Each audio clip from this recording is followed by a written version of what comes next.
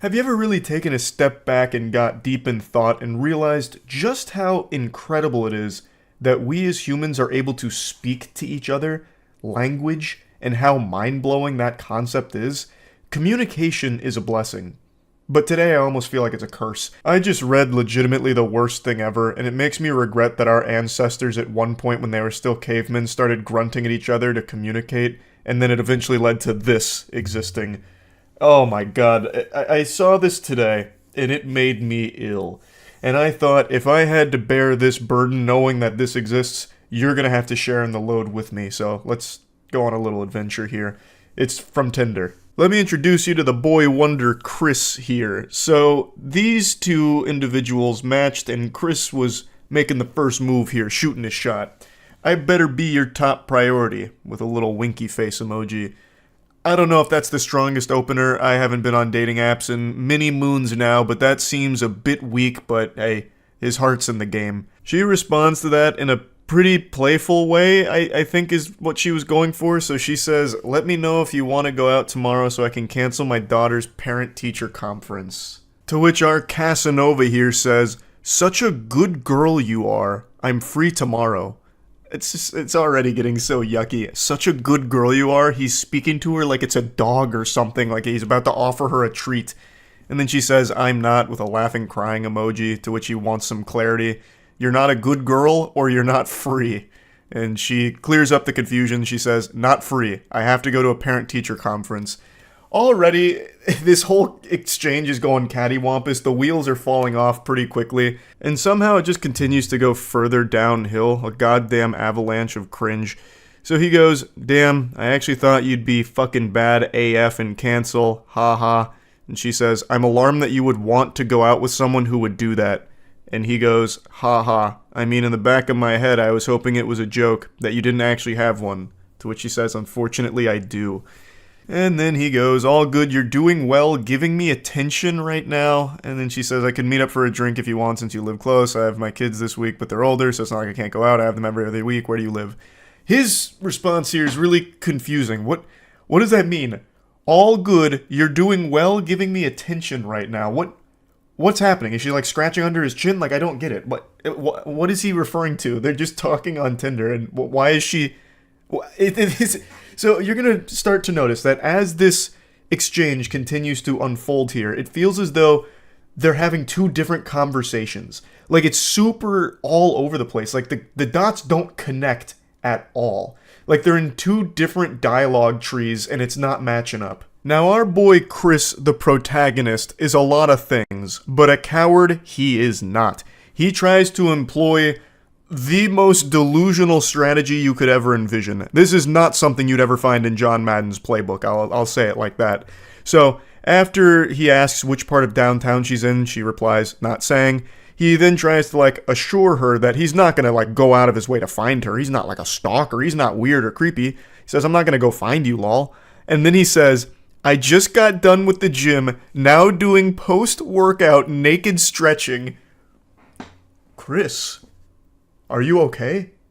Post-workout naked stretching. You're off your gourd. Brother, you lost your marbles. What is a post-workout naked stretch? Are you telling me this guy's at Planet Fitness right now in the locker room fucking goatseeing himself in order to get like reps in at the end? Like, that's how he cools down? What is a post-workout naked stretch? I've never heard of that before. This is him trying to be like hot about things, I think. Like, ooh, this is gonna get her wet. I was at the gym, pumping iron, praying at the Iron Temple, way min, babe. And then I finished. Biggest pump of my life. So obviously I took my pants off, put both legs over my head, and hung a 5-pound kettlebell from my erect wiener. Hold for 30 seconds for 3 sets. It's the only way to conclude a good workout. Like, what the fuck is even happening? I don't know why he thought this was a good idea. Like, unless he's like an OnlyFans creator or something, and this is just content that he films, like the, naked yoga that you see on YouTube or something. It's just, it is a wild attempt here at, like, flirting or trying to be, like, sexy on Tinder or something. It is bold. It is brutally cringe. She then responds by saying, "If you were driving by, you might peep in the window. Haha. Sounds uncomfortable," referring to the stretching, I think. To which he just says, I mean, of course. Now here's where things get even more fucking confusing here. The conversation really does feel like some kind of malfunctioning questline in an MMO where like the dialogue is just incorrect. Like the characters are glitching out. So he says to the stretch, asking about like what sounds uncomfortable. And then she says, no, for work. My stylist feeds me champagne. I don't know, maybe I'm the problem. What is she talking about? Like, how does that fit into anything that's happened here with this absolute disaster that Chris is trying? I don't understand. Maybe she's just trying to change the subject. I'm really not sure. And then he goes, was a bartender, now I'm just a content creator and gonna start day trading. Oh, so you're a little horny. What is happening? So I think my initial theory might be the right one. He might be like an OnlyFans creator, so the naked stretching he puts on the premium subscription tiers or something. But those days are going to be short-lived because he's going right to day trading. He's going to the tippy top of the food chain. He's watched a few TikTok financial gurus and he's got it figured out now. I also don't know why he says, so you're a little horny? Like, where is he even finding that? There's no hint of horniness anywhere in here. And then she goes, oh God, what a nightmare you are. Got some crypto, do you? So the red flags are abundant here. She's starting to notice there's some holes in this ship, and it is sinking. This is fucking going disastrous, catastrophic. And he goes, ew, no, I'm not a corporate bro. I'm a film person. I mean, okay. To which she also just says, okay. And he goes, good girl. What in tarnation is happening? It's like, this is like when you used to try to talk to Cleverbot back in like 2010. It's nonsensical. Chris's mind is an enigma. It is a confusing, perplexing hellscape of ideas, and communication is not. It's frying my brain just trying to process it. His inability to communicate effectively is impressive. It's alarming. Next he says, I just want to get away from bartending before I hit someone, lol. To which he says, yeah, nobody wants to hit content creators and day traders, obviously making a joke about it. He then goes, nah, or tap. But at least I'm tall and handsome, one saving grace. So he's trying to hype himself up, give himself some gas here, which falls extremely flat. The tank is run empty. She just goes, if you say so. And then he tries to save it by saying, a focus group told me, wasn't my say. His attempt at being playful, like, oh, I would never say this about myself. It's what everybody else says. I'm tired of hearing it, actually, about how fucking tall and handsome I am. And then she says, I like short guys. He goes, how short? And she says 5'7" to 5'10". And this is where it got personal for me. A dagger to my heart. She likes short guys and then lists guys taller than me. So I am freakishly short in her eyes. That's fucked up. 5'6" is fine. 5'6" is a beautiful, perfect height. Damn it. His response to all this is another head scratcher. He goes, well, I'm too tall to ride you then, even though I prefer shorter women. She says, well, I'm sure I'm too non-gym oriented for you. He says, you look like a gym exercise, to be honest. Like, yeah, you look like a good barbell curl. You look like a lat pull-down machine, babe. Yeah, fuck yeah. Nailed that. A wonderful line from him, really. I walk my dog slowly around the block twice a day. He says, I'll be the dog. This guy is so horny. This guy is criminally horny. Like, his arousal should be studied because it is on a whole different level, a whole different dimension. Everything he is reading is making him hornier, and he's saying goofier and creepier things each and every time. She goes, no offense, but you might be the fuckboyest fuckboy I've ever talked to on Tinder. And he goes, damn, you must not get many guys on here then. You could get 1 million guys, and I still think this guy would be up there in like the top 0.001% of outrageously horny weirdos. This is impressive. She says he's her first match in 1.5 years, and he says, because this is light news compared to the shit I've heard, talking about like war stories, you know, about to have a PTSD episode about the shit he's read on here. And then he says, doesn't help, I'm naked with a heart on. And then her response is, I don't feel like I'm being very flirtatious. And then he says, the stretching and stroking while talking to you helped. What is happening? Somebody save Chris from himself. What is going on? This could be its own fuel source. Like, his sexual arousal, his non-stop, never-ending horniness on a conversation that has gone nowhere, talked about nothing, and yet he is still beating his meat to it, choking the chicken to what? To what? Like, there's not even, like, an imagination you can make out of this conversation that would be even remotely associated with something sexual. And he just keeps going. He's talking about being naked with a heart on.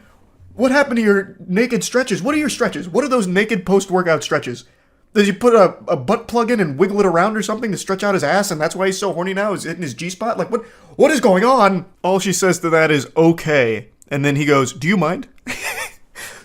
I'm doing it whether you mind or not. I don't really care, but do you mind? Is that cool with you, you think? And then she goes, mind what? Me stroking myself while we chat. Oh, it's so yucky. Oh, it's so foul. Not at all. Can I tell you a story about last night when I was alone in my bed? Sure. My cat jumped up next to me and started hacking, and then she threw up in my hair. So this is her attempt to try and gross him out to ruin his mood, but she doesn't realize the raid boss of cringe that she's up against. He even calls her bluff. He goes, not gonna get me soft. Literally wiggling his finger saying, nope, that's not gonna stop me. I'm squeezing my hog no matter what. I've had my cat vomit multiple times. I had to get up anyway because I perioded all over my sheets. And he goes, yum, nice try. And she goes, through the mattress cover. He goes, bleach helps. Were you naked? Oh my god, he's still in it. He's still in the zone. He's in the flow state. He's in the mainframe. And she goes, I was wearing my hoodie-footy pajamas that have toasters on them. To which he says, with an ass flop. And he comes back to clarify that he meant flap, because ass flop makes no sense and wouldn't want to be rude, that'd be ridiculous. To which she also says, no, that's ridiculous. And he goes, of course, I'm harder than ever now. She just sends an emoji. He goes, yep, I'll leave you alone, unless I can show off. So he's finally saying, all right, I'm out of here. I've had my fill. I've done what I needed to do. I'm good. And then she closes this all out by saying, why do you even need to get a woman on the other end of the conversation? Just put a wig on a stuffed giraffe and show her your stuff and talk about how hot you are.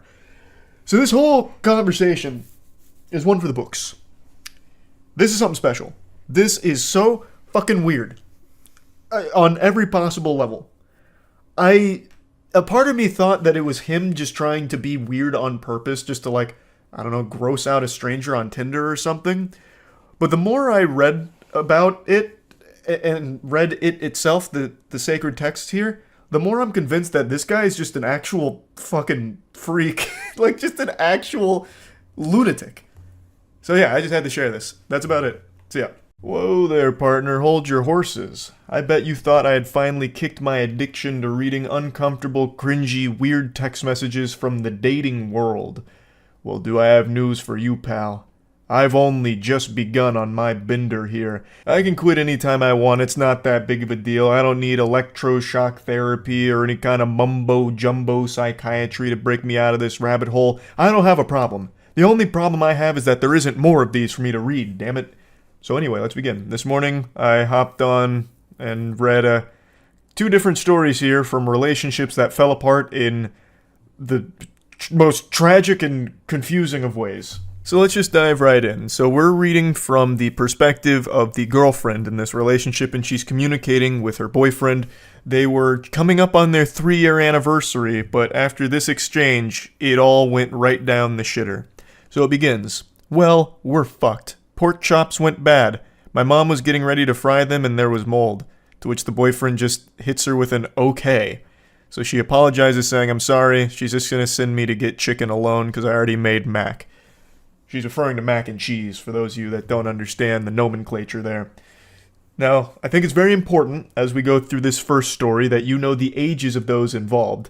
It's 25 and 27. The reason why I think that's important is because as we go through this story, I imagine most of you will assume that these are children, like literally 13 and 14-year-olds.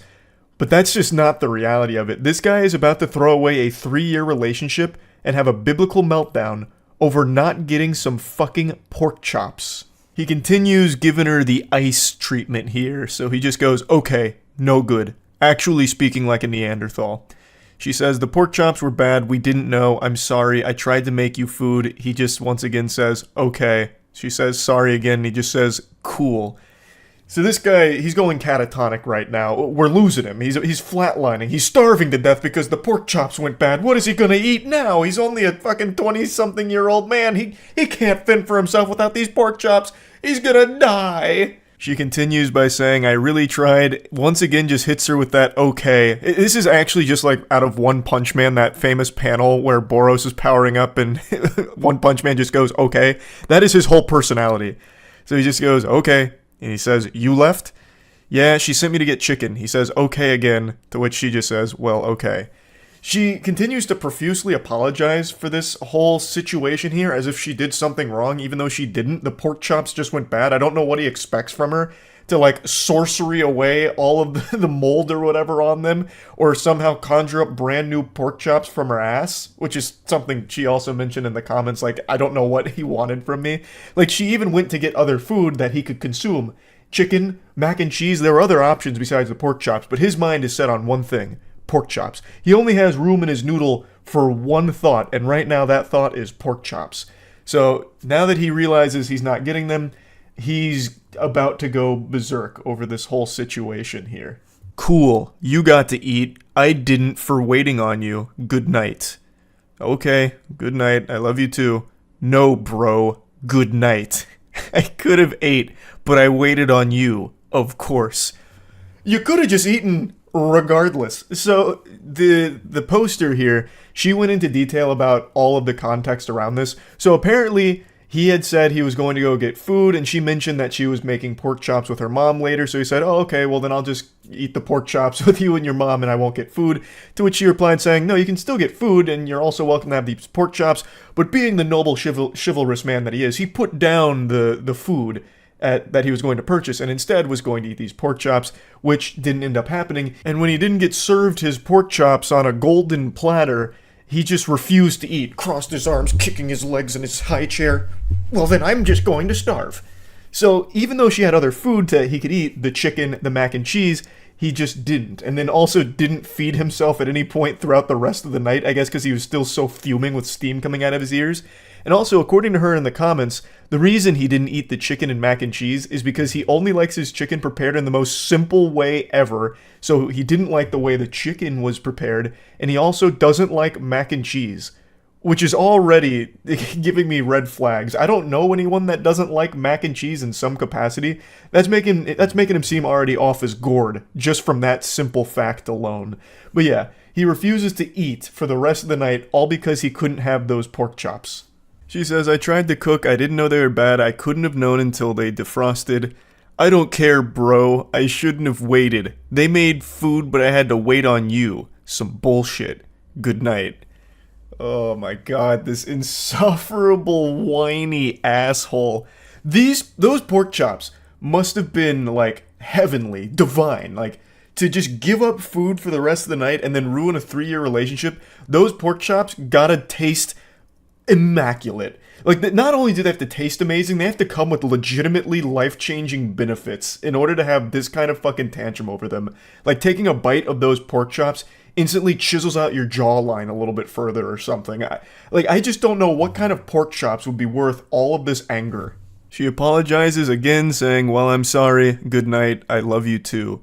Bro, stop telling me that. I am so tired of this guy saying bro to his girlfriend. He clearly has no respect for her whatsoever. He then throws a term out I've never seen before. He says UPMO. I don't know what that means. I don't know what that stands for, so I looked it up, and usually it's an abbreviation for Project Management Office.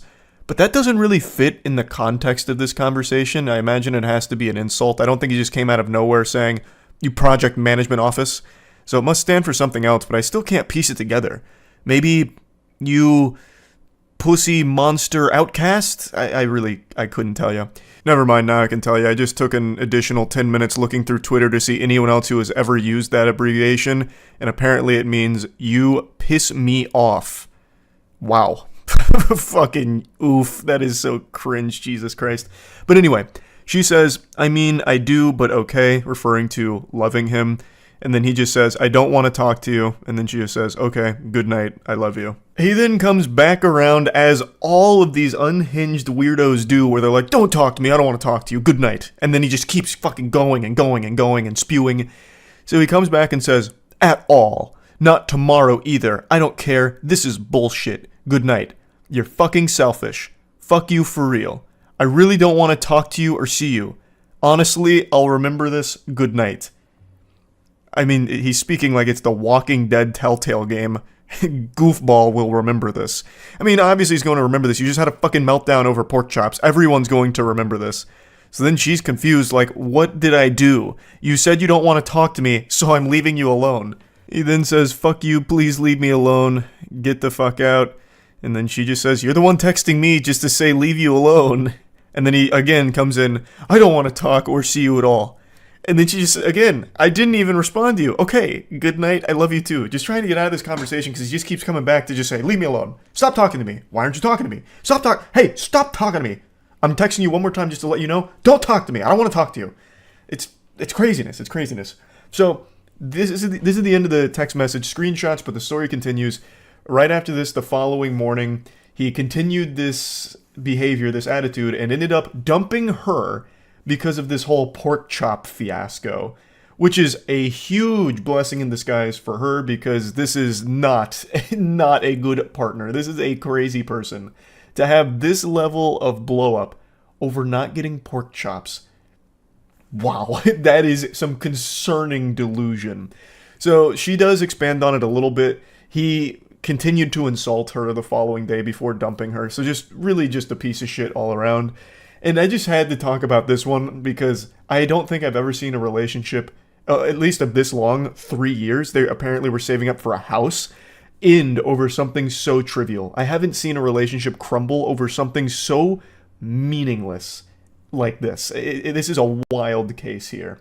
So yeah, I wanted to talk about this one a little bit. I know I said I was going to do 2, but I've kind of been yapping about this one for quite a while now, so maybe I'll just save the second one for tomorrow and I'll let it be like a little teaser. I think that's what I'll do. This will be your little appetizer for tomorrow's, where I cover the other really unbelievably awful relationship crumbling text messages. But anyway, I feel bad for the girl here, but I am happy to know that they're not together anymore. I think that's a very good thing for her going forward. I know it's going to be tough for a little while, but wishing her the best. And for the dude in the story here, wishing him nothing but really bad mac and cheese and no pork chops for the rest of his life. So yeah, that's really about it. So yeah. Good morning, everyone. I hope the holiday season has been kind to you. As we approach the new year, I wanted to bestow upon you some sage wisdom. As we get into 2024, I imagine many of you are going to choose a New Year's resolution to be more confident, and I just wanted to show you what it looks like when you go a little too hog wild and immediately blow it and pretty much fail the New Year's resolution before it even begins. This exchange was shared today. The two people here have met a few times and there was nothing odd about any of it. Now, out of the blue, this guy says, "Can I say something weird?" and then sends that face. When that face hits the text messages, you know shit is about to go downhill immediately. Nothing good ever comes from seeing that face. It's like Bloody Mary in the mirror. But she says, of course, with an exclamation point, almost excited to hear what weird thing he's about to explain. So he goes, He starts charging up his Kamehameha here. He's about to drop a fucking nuclear bomb on this conversation and this friendship. So here it comes. Happy New Year. I just saw a post celebrating fat beauty, and you were the fat beauty closest to the top of my contacts, and then drops this hot emoji here. So I just wanted to check in and say hi. And they say chivalry's dead. If that line doesn't get you laid, nothing will. Flirting has never looked so good. So how did she respond to this silver-tongued devil? Holy fucking hell. We'll just casually act like you didn't just say that. And he's dumbfounded. He can't process what went wrong here. He goes, I understand how that was the wrong thing for me to say. Actually, I don't. Please explain how I can prevent making someone uncomfortable in the future. It's like an exit survey after customer service experience. What did you appreciate and what did you not appreciate? How can we improve in the future? I have no doubt this was the last thing she was expecting after saying that she'd like to hear something weird. But anyway, I'll go ahead and break it down for you, brother, on where this bulletproof strategy went awry. Let me give you like a counterexample maybe to help illustrate the point. Let's say there was someone I was talking to that I was somewhat romantically interested in, and I opened this conversation by saying, "Hey, so I just read this post about stupid bitches, so naturally I thought of you. How are you?" It wouldn't exactly go over well now, would it? So you coming out of the blue, guns blazing, calling her fat is not exactly the compliment that you may have thought it was. But anyway, there is another series of text messages I wanted to talk about because it had me giggling this morning. There was an individual giving away 100 articles of clothing, and somebody wanted to come claim them. But things really took a turn for the worst. It starts innocent enough. Are the clothes available? To which they say, yes, please God, take them, very clearly wanting to get rid of all of these clothes. And then they ask for the location. After receiving the coordinates to the rendezvous, they ask, can you meet me in blank? So meeting at a different location that's a little closer to them. To which they understandably say, no, I'm not meeting for free stuff. And then say, I can gove you $10 to brung them, okay? And they just say no again. It's an almost adorable sentence. I can gove you $10 to brung them. It's like baby talk in text message format. It reminds me of the dialogue in the game Bug Snacks. Now, this individual clearly does not want to drive out of their way to deliver free stuff to this person, not even for $10, because that's a wild inconvenience to them. They're giving away the free stuff. If you want it, it should be on you to come get it. Like, it's not their responsibility to drive an hour out of their way to deliver it to this stranger. Jesus, thanks. Keep them then. I have a newborn Jesus, which is a huge statement to make. We've got Jesus Christ coming back for round 3, I guess, because she just gave birth to him. I don't have time to waste it. Do you want them gone or not? I don't know why she's trying to flip this around and haggle with this individual who's trying to give away the free clothing. Like, obviously, they want them gone, but they're not going to drive an hour out of their way to get rid of them. It's not that big of a deal. Whoever wants them can come get them, and if no one comes and gets them, I'm sure they would have no problem just donating them to, like, Goodwill or something. This lady has no leverage in this negotiation here whatsoever. So do you want them gone or not? Your only option is to bring them an hour over here to me. Like, no, clearly, that's not the only choice to be making here. That's the bad ending. That's like the stupid ending. If you do that, you have done a big fucking blunder. They say, I do, but I'm not driving an hour round trip. If you want them, you'll get them. If not, someone else will. The brass tacks, the cold hard facts, the cold water. That is the truth right there. If you want them, come get them. If you don't, someone else will. They then ask for the address and then say, it's not that far from blank, and blank is 10 to 15 minutes from blank. Everything's redacted here like a CIA document, so it's a little hard to keep up with. But they're still trying to find a way for them to bring the clothes closer to them so it's more convenient for them to pick up the free shit. They say, I live closer to blank, so 50 minutes, so yeah, you could meet me to blank. That would help us both. Thanks if you would be nice. And they just, again, say no. This sets her off, and she goes, bitch, have a good day. I have kids, me and I live further than you, and I was ready to pay, have a good day. To which they say, I have kids too, doesn't make you special. I ask because everything expensive, I would drive down me for someone, obviously English people are actually asshole. Anyway, I wouldn't be like you me, I would do halfway for someone that's need it. Obviously you have money, so you don't give a shit apka about any but yourself. You were rude. That's also what I didn't like. Instead of figuring something out for both of us as well, so you're mama person, not me? I'm not sure what that word is because it's blocked by the arrow. One of the most difficult to read statements I've ever read since trying to read Finnegan's Wake. I recognize English may not be her first language here, but goodness gracious, that was a lot to try and get a grasp on here. So I believe what she's trying to say is that if the roles were reversed, and she was the one giving away free clothes, she would have no problem driving an hour out of her way to give them to someone. Which is a load of dirty barnacles. What a fucking load of fish paste. What are you talking about? You won't even drive over here and get the free clothes that she's offering. You're making a big stink about it. So how the fuck am I supposed to believe that you would drive an hour out of your way to bring someone else free clothes when you won't even go here to get them without making a huge deal out of trying to get her to come to you instead? What a ridiculous statement. What an outright fucking lie. You're telling a fib. And liars or go to hell, because it's a sin. She also wasn't rude, by the way. She's giving away free clothes and you're trying to take advantage of her kindness and try and push her to do even more for you, for your own convenience. You are the rude asshole, not the person giving away the free clothes. I know things are expensive, that's why I'm giving these away, but I'm not spending time driving to meet someone just to give them away. Like, would you?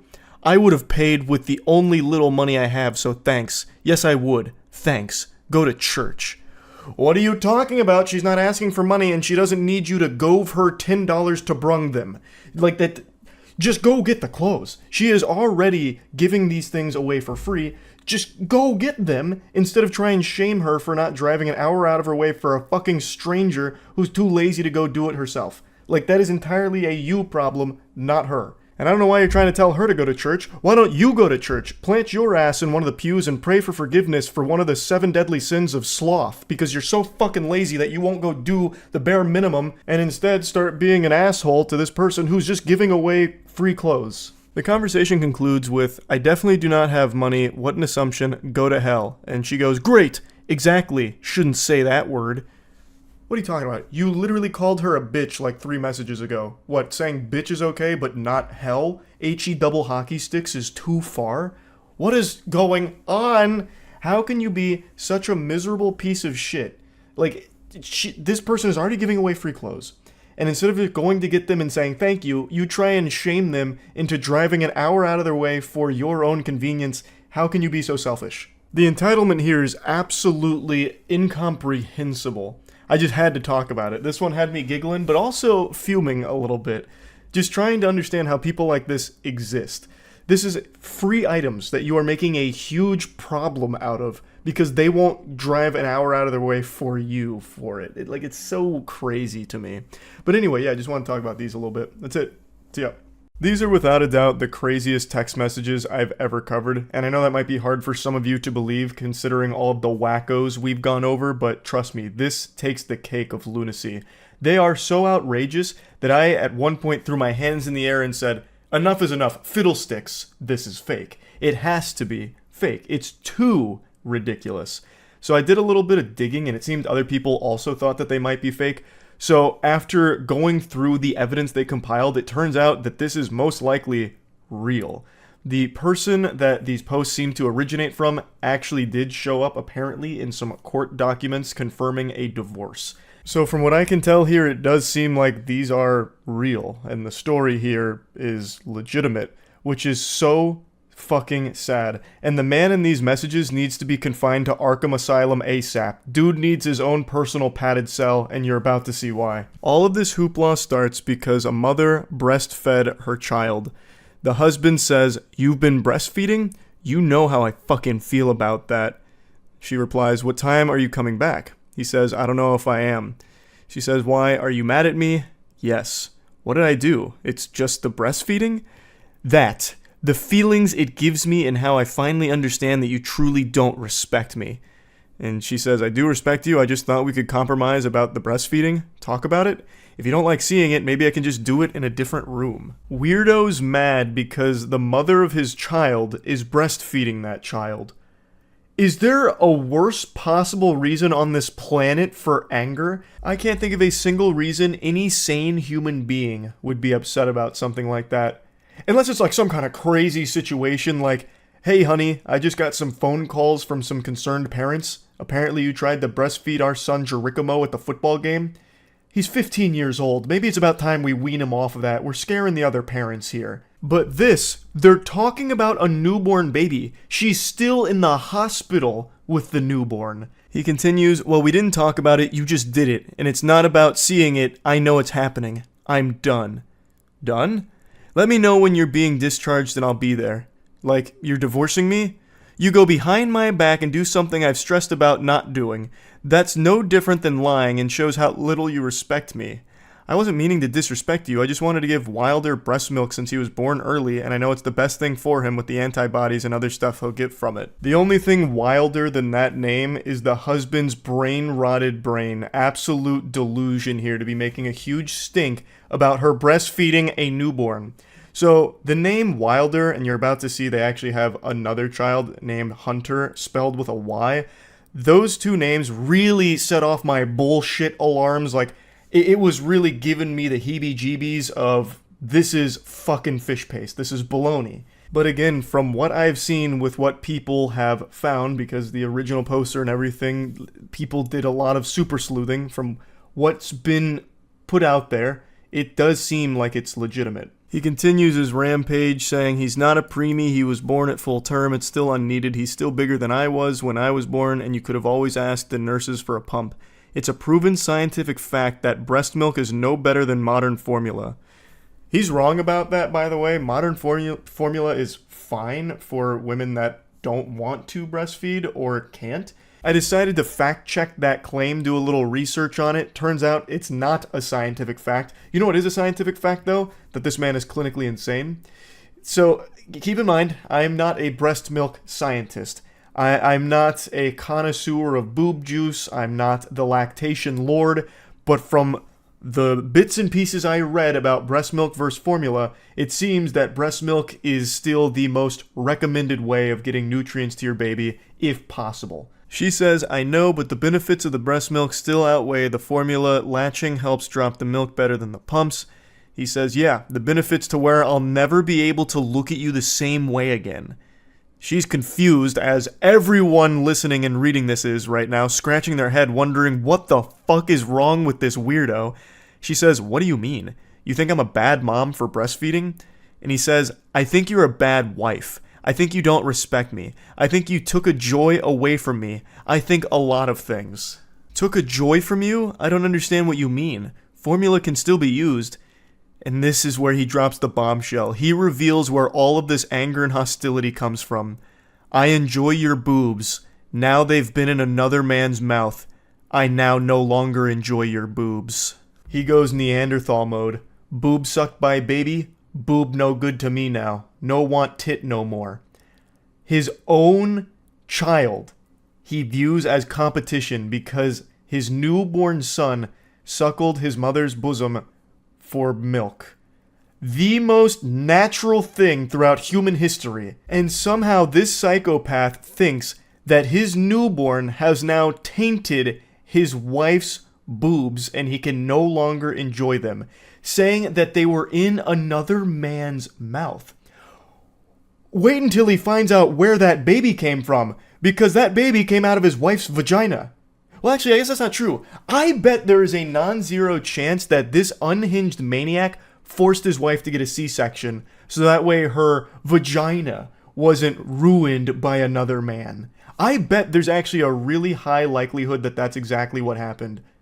And that's scary. This dude is so fucking red-pilled, he won't even let his own newborn son touch his wife's body. I bet he also wouldn't even let his wife change their son's diapers because he views them as competition. He'd bust into the room. I know what you did, bitch. You looked at another man's wiener when you changed Wilder's diaper, didn't you? And just starts profusely crying. Probably calls her like a cheater or something if she changes their son's diapers. This guy is so mentally unwell, I was stunned. Like I said, I couldn't believe this was real. She tries to talk sensibly to him. Just Wilder's, not another man. Their baby, their actual baby goo goo gaga infant is who we're talking about here, not a man. He views an actual 2-day-old as a man? What the fuck? But anyway, he says, he's a male and your son.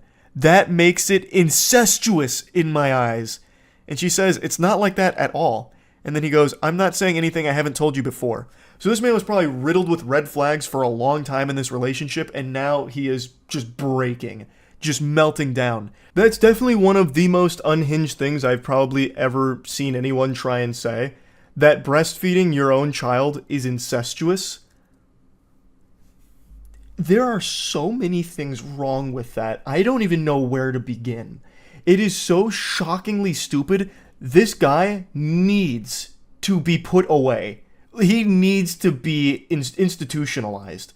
ASAP. Dude must think that all the days pre-baby formula, so, the thousands of years BF before formula, it was all just incest with people breastfeeding their newborns. This guy is so dangerously disconnected from reality, it is scary. He is a loose cannon on the edge that is snapping. I'm going to spoil a little bit here and just let you know, he divorces his wife over her breastfeeding their child. Can just let that marinate for a second. Sit and stew in it. That is insane. That is crazy. Let me pose a question to this individual. I blanked out his name, but I really want to call him by name. But I'd love to pose a question to him. Does he realize how fucking degenerate this is and how much of a pervert you must be to view a newborn baby as a man that is a competition to you? And it's not even like a random baby either. Not like that would make it excusable. Like, anyone who would go out there and view a baby as competition because they're getting breastfed is very fucked in the head. But this is another level of fucked because it's his own child. He fucking blew that load into the world. This is his DNA in there. And he immediately views it as some kind of like sexual competition with his own kid. That's so weird. He is a menace. He is a menace. She leaves out some of the conversation here. I imagine it got way too personal with some of the information that was conveyed. But it starts here saying, I wasn't playing. She says, I know. You are a bitch for making matters worse. I'm sorry you feel that way towards me. I doubt they're gonna let me bring y'all home, so good luck finding out or figuring out a way to make that happen. I just felt it would be okay to breastfeed Wilder, and we could compromise a situation where you don't have to be in the room. You don't get it. I told you that with Hunter. The way Hunter is spelled is so peculiar. Again, that's what really like made me put on my fedora and do a Reddit deep dive on where this picture came from, who posted it, and if it was real, because these two names really just make it seem like it's like rage bait or some kind of joke.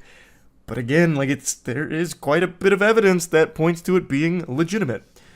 He continues, that was a compromise you made then, and I still feel the same way about it. After you heal and get on your feet and are able to afford your own place, move out. Until then, no matter how long it takes, the bedroom is all yours. I'll set up an air mattress in Wilder's room tomorrow. Letting this fungus anywhere near their child seems like a recipe for disaster. He already views Wilder, his newborn son, as competition. Him staying in the same room as Wilder, I think, is just a terrible, terrible idea. Because it really does seem like he thinks that his wife has cheated on him now by breastfeeding their son. Like, he's calling her, like, you know, disrespectful, doesn't have any respect for him and what he wishes because he told her not to breastfeed because now he can't enjoy her boobs anymore. It's all just ruined. It's all kaput. All because Wilder was breastfed by her. So I really think having him anywhere near these kids is a bad idea. Fuck you, we're done. I'm going to talk to a lawyer about 50-50 custody because no matter how much I hate you, I would never keep the boys from you. You can stay at the house for as ever long as you need. I'll sleep in Wilder's room. I'm going to pause right there. You absolute goober. You goofball. You really think that you would get 100% of custody here? He's like, okay, since I'm such a benevolent saint, I will grant you 50-50 custody of our kids. Even though I hate you, you can see them sometimes, you disrespectful harlot. Brother, I'm going to give you the truth here. Brace for the cold water. Here it comes. If anyone, especially a lawyer, saw these text messages as well as the threats that the hospital was made aware of, you would never be around these kids. Rightfully so. It's unsafe to have them around you. You are deranged. You are absolutely fucking filthy. So I don't know why he thinks he would get 50-50 custody, like that'd be his call to make. He replies to something she said that isn't in these screenshots. She said, they made a report because of what happened the first night I stayed in the hospital. I'm guessing he exploded then too about something.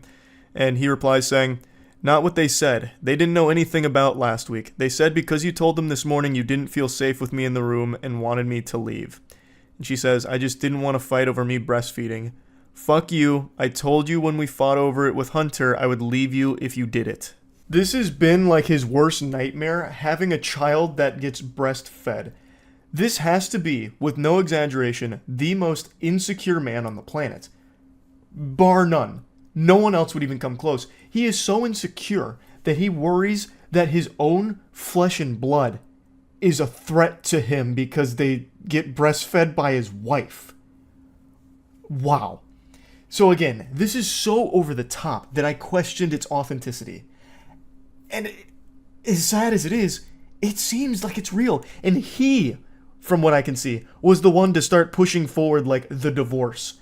Like, that's the best thing for the mother and her children, 100%, and I'm sure she'll realize that down the line. It's probably very difficult right now. But, man, this guy is bad news. What a terrible piece of shit. I just had to talk about these. I was blown away by what I was reading going through this. I just had to share it. That's really about it. Awful situation. I'm wishing the best for the mother and the kids here. And the best thing that can happen with this guy is he gets put in a straitjacket and goes somewhere far, far away. Because I don't know how you even fix that perspective. This guy is so lost in the sauce, there is no getting him back. It's insalvageable. So yeah, that's really about it. See ya. Santa Claus came early with the cringe. His little helpers were cooking up something fierce, and, well, it got gifted under my tree a bit early today, and I wanted to share it with all of you. It's definitely different than the normal things we've been covering when it comes to this romantic rabbit hole of tragedy. The worst text messages, the worst flirting, the worst dates. This one is different from all the others I've covered, actually. So, cozy on up with your favorite Christmas sweater, get under the mistletoe, and get ready to kiss your sanity goodbye, because this one is a real head-scratcher. For the first time in this goofy little series history, we're getting the perspective of a man talking to a woman here. Usually it's the other way around, where a woman has a really creepy encounter with a man and things go cattywampus, shit pops off, tits up, it's all over the place, it's a catastrophe. This time, we're going Freaky Friday mode, we're switching bodies here, so we're on the perspective of a man who has just matched with a woman from Tinder. They've been talking for a little while and it leads to this. I'm jealous, I want ribeye. I'm assuming they were talking about ribeye. I'm quite the detective, I know. I just have a hunch that that's what the conversation was about. She then continues, lol, I'm glad you liked that. To which he says, I would happily cook for you. What's your favorite food? Oh, you will? I love baking, so maybe I'll bake you a cake or some bread, lol. I love steak, rare or medium rare. I love that idea.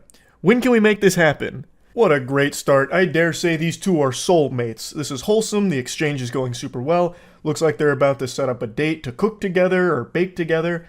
How could it possibly go awry? The good vibes continue. I'm not sure. You haven't asked me on a proper date yet. To which he says, what are you up to tomorrow evening? This is already looking like something out of a Hallmark movie. This is super efficient, super, great all around. She says, I'm pretty sure my family is stopping by because my sister's in town, but I'm not completely sure. What about you? I see. I've got nothing tomorrow evening. I'd like to schedule said date with you, but I also need to maneuver around holiday busyness. Do you have availability 12/26? And she says, I'm off all next week. The 26th would be perfect, with 2 blushing, smiling emojis. And I'm just sitting here, smiling, blushing, reading this story. Got me cheesing, it's so happy and wholesome. I also find it cute that in order to schedule the date, he conducted it like it was some kind of business meeting, penciling her in and, locking it down. And the whole thing is just adorable. So how could it possibly end up in the shitter? What went wrong? Well, let's take a peek. Beautiful. It's a date. Would you be comfortable coming to my loft in blank and we can cook? I have a cat here too. She's lovely. To which she responds, no, I'm sorry. I don't do apartment dates for first dates. That literally made me so disappointed that you said that as a suggestion. I'm going to cut this loose. I hope you have a good Christmas and good New Year. Wish you the best. To which he says, all good. That's a totally understandable position from the woman here. Not going to a stranger's apartment for the first date is probably the safest decision you can make, so there's nothing wrong with setting a hard line in the sand like, hey, I don't really go to people's apartments for the first time meeting them. That kind of decision probably keeps you alive. You might end up at a fucking serial killer's place. You go over there for medium rare steak, and you end up the steak. Turns out your Tinder date is Armin Meaves or something from Cannibal Cafe. So there's nothing wrong with her not wanting to go there for the first date. But she immediately jumps to being like, all right, we're done here. I'm so disappointed you even suggested it. Even though they were talking about cooking and baking together. It's not like he just pulled this out of his ass like a nefarious plot where he was rubbing his hands together and came up with this scheme.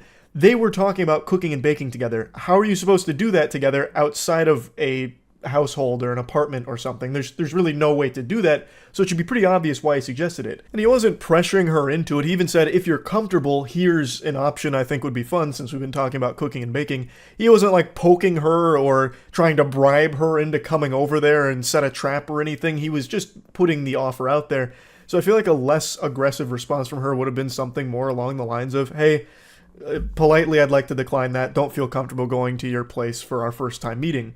And according to the comment section, he planned on offering an alternative because he understood why she wouldn't want to do that. But then things really start to pop off before he had the chance. So he says, I hope you have a great Christmas as well. To which she responds, Jdi du perdele zatratse. I'm 100% sure I butchered the pronunciation on that, but I popped it in a Google Translate here, and it translates to go to hell, get lost. And I decided to investigate further, damn near having to revive Babelfish to try and get like another translation, because that just sounded so incomprehensibly mean after all of this. But the other translation that I keep seeing for it is basically, fuck you. Which just doesn't make any sense to me, because the guy was just following the conversation they were having. They were both saying like, yeah, let's cook together. And then she even suggested baking, like, yeah, let's bake together. So he's like, all right, bet, let's do it. Let's cook and bake together. And then she just goes, fuck you, scumbag, get lost. So he tries to like explain himself. He goes, for the record, it just seemed like a logical next step in the conversation because we were talking about cooking together. Sorry to offend or disappoint you, ma'am. And she just goes, go fuck yourself, dude. This time, plain English. So that one I understood. And then he just says, very weird response in my opinion. And then she unleashes the demon here. She lets Hulkmania run wild. You know exactly why you fucking invited me to your loft. And it wasn't for cooking. Don't text me ever again, blocked. And then he just goes, we met on Tinder, remember? Wish you the best in getting a date. I'll be warning all 30,000 women in blank about you. Now you're blocked. And he's just like, well, actually, wiggling his finger, blank has a population of 6.47 million, about half of which would be women. Warning 30,000 people about anything is an extremely tall order. You don't even get 30,000 people that heed hurricane warnings in Florida. If she's somehow able to send up the bat signal here to warn all 30,000 women in that immediate area about this guy, hats off to her. That's an incredible achievement, and she should use that power for good instead of evil. This guy didn't do anything wrong. He's clearly starting to take the piss here a little bit and just play around with it with that population remark. But I almost don't blame him, because this is such an unbelievably hostile response to something that wasn't ever really meant in a disrespectful way, at least not from what I can see. She just immediately jumped to the conclusion that this guy is only looking to have sex with her. He's not actually inviting her over to cook. He is inviting her over to his place just for some coitus. There would be no steak being prepared. The only thing being steamed in that apartment would be ham. Steamed ham. I'm referring to them fucking. Like, that's such a stupid way of saying it. Mashing pissers, whatever have you. So she just believed that this guy was some huge asshole and was only using cooking as some kind of Trojan horse to get her over, but his true intentions were for a little bedroom rodeo action and nothing more. When really, to me, it really seems like they were talking about cooking and baking together. They were both on the same page. So when the idea of a date came up, which she proposed, the logical conclusion you draw is, hey, we've been talking about cooking and baking together, let's do that for our date. Like, it doesn't really seem like there was any kind of malicious intent behind it, and he never really had a chance to offer an alternative because she immediately just shut the whole thing down, which she has every right to do. There's nothing wrong with that, but it does seem like he wasn't trying to just be some douchebag or whatever. Like, it seemed like he was just offering a date that they had been talking about as a mutual interest. I'm sure he probably would have offered an alternative since she wasn't comfortable coming over to his place. He continues to just get a little sarcastic about things. He goes, please warn them about how a guy from Tinder invited you over to cook the day after Christmas. To which she says, dude, I'm in multiple groups totaling over 500,000. With your face, LMAO, you won't be getting no play unless you pay. Good riddance, roach. Honestly starting to sound like the Navy SEALs copy pasta. I've got over 500 confirmed blocks, and I will have your face plastered in the papers for 500,000 people to see. I'm part of every goddamn Facebook group on the East Coast, and they'll all know your name, villain. He just says, lol, roach. She continues, "And I will!" 2 exclamation points. It's like she's giving like a big speech in front of an auditorium. "I'll let them know you tried to fucking invite me to your pathetic ass apartment for an easy lay masquerade as a cooking date. Yeah, we aren't stupid. Even your fucking hairline ran from you. Now sit back and enjoy being alone." And he just goes, "I hope you find peace and love." Yeah, I mean, what else can you do except pray for happiness for her? Like, this went south so quick out of nowhere, and I don't think it needed to. They could have just said, like, not comfortable, are you open to anything else? And if he tried to be pushy about it, like, no, you have to come to my apartment, then all of this is a totally reasonable thing to say. Like, no, you clearly just want to fuck, get out of here, get lost, scram, Buster, you know, hit the road, take a hike. But she didn't even get that far. She immediately just jumped to this assumption that this guy is a piece of shit and he needs to go to hell and get lost. And now apparently she's going around putting up wanted posters like it's One Piece with a 5 billion berry bounty on this guy's head, all because he had the gall to invite her over for a cooking date that both of them were discussing together. I just don't really know how she'd even frame this as a bad guy to her 500,000 person group that she's a part of. I don't even know what group that would be. That's like a wildly large group to be a part of, and I can't imagine she has like a power position there where she can put out an APB on this guy or something. But even still, I don't really know how you could even spin this guy as a horrible person. But yeah, anyway, just wanted to cover this one. This one's different from the norm that we usually go over here, so that's really about it. So yeah. Since the time we're little, we're kind of taught that surprises can be some of the most exciting things, like with Christmas and Santa bringing those wonderful presents that you don't know what to expect. Happy surprises are always very special, surprise parties, etc. But what happens when a creepy weirdo delivers the worst surprise imaginable? Himself. Background is this guy and this girl went on a date 6 months ago, one date, and then stopped talking, and now he's trying to reconnect. He reaches out saying, "Honey, put your shoes on." Literally sounds like dialogue out of an old 90s sitcom. She asks why. He says, "Just trust me and tell me when they're on." She is hesitant to do so, saying that she's all suspicious now. "I want you to do something for me." Words that'll win a woman's heart over, especially one you met 6 months ago and haven't talked to since. She was probably spending the entirety of these last 6 months wondering if there's anything she could do for this guy, and now she has the opportunity. Are they on? Maybe. Put them on, babe. She says, okay, they're on. Obviously, she's just lying here. I don't think she was actually getting her shoes on and her Sunday best to go do whatever this guy was asking her to do for him. He then says, now go for a little walk out front and look up at the sky. It's like a fucking video game walkthrough right now, like an old GameFAQs walkthrough. She then says, I can't, my neighbor will talk to me. Back? So I guess her neighbor will start an unskippable cutscene, so now she's saying back as in like the backyard as a compromise here, which I am shocked she's even like negotiating with terrorists here.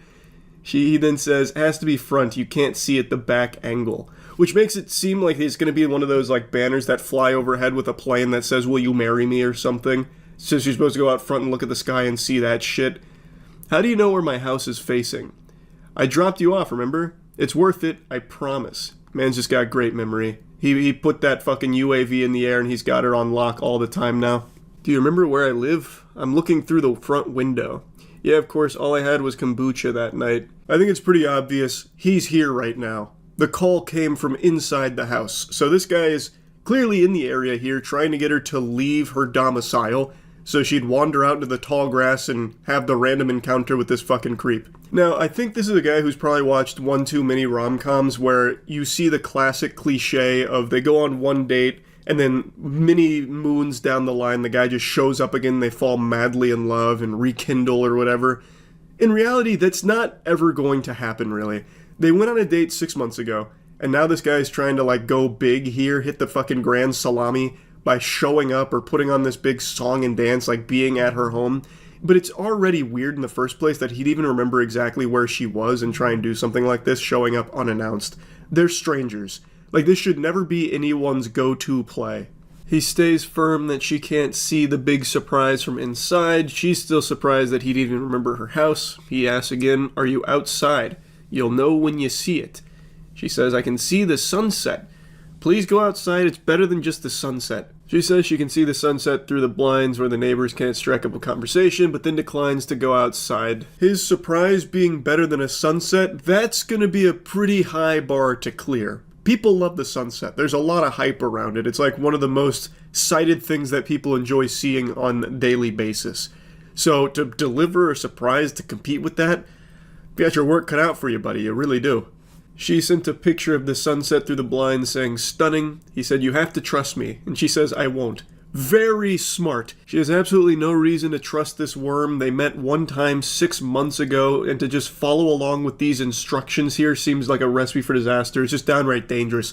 Like she'd go outside and just get gadooshed by this weirdo, like he'd put a bag over her head or something. He says, "It's worth it. It's beautiful like you. I wish we could view it together, but go outside." She says, "No." Very firmly. You have to look towards the shopping center direction. And she said, "Is there a proposal in the sky?" Which is exactly where my head went when I was first reading this, like I mentioned. It feels like one of those like big elaborate proposals. You go to like a baseball game and you're like, "Look at the outfield. What's going on in the outfield?" And it says like, "Will you marry me?" But in this case it would have been like the flyover with the banner or whatever. This feels like a scene in a horror movie where the bad thing needs to be like invited in or something, like a vampire. So now he's doing his best to persuade the victim. And she is doing a great job of just shutting that shit down. She is not trusting him, which she absolutely shouldn't. This is just a complete fucking stranger who is telling her to go outside randomly, walk around, and then look up at the sky. This NPC only has a few dialogue options, and he's exhausting all of them. He just keeps saying, "It's something, trust me." She says, "Are you stalking me?" Which the answer is a resounding yes, he absolutely is. "It's good, I promise."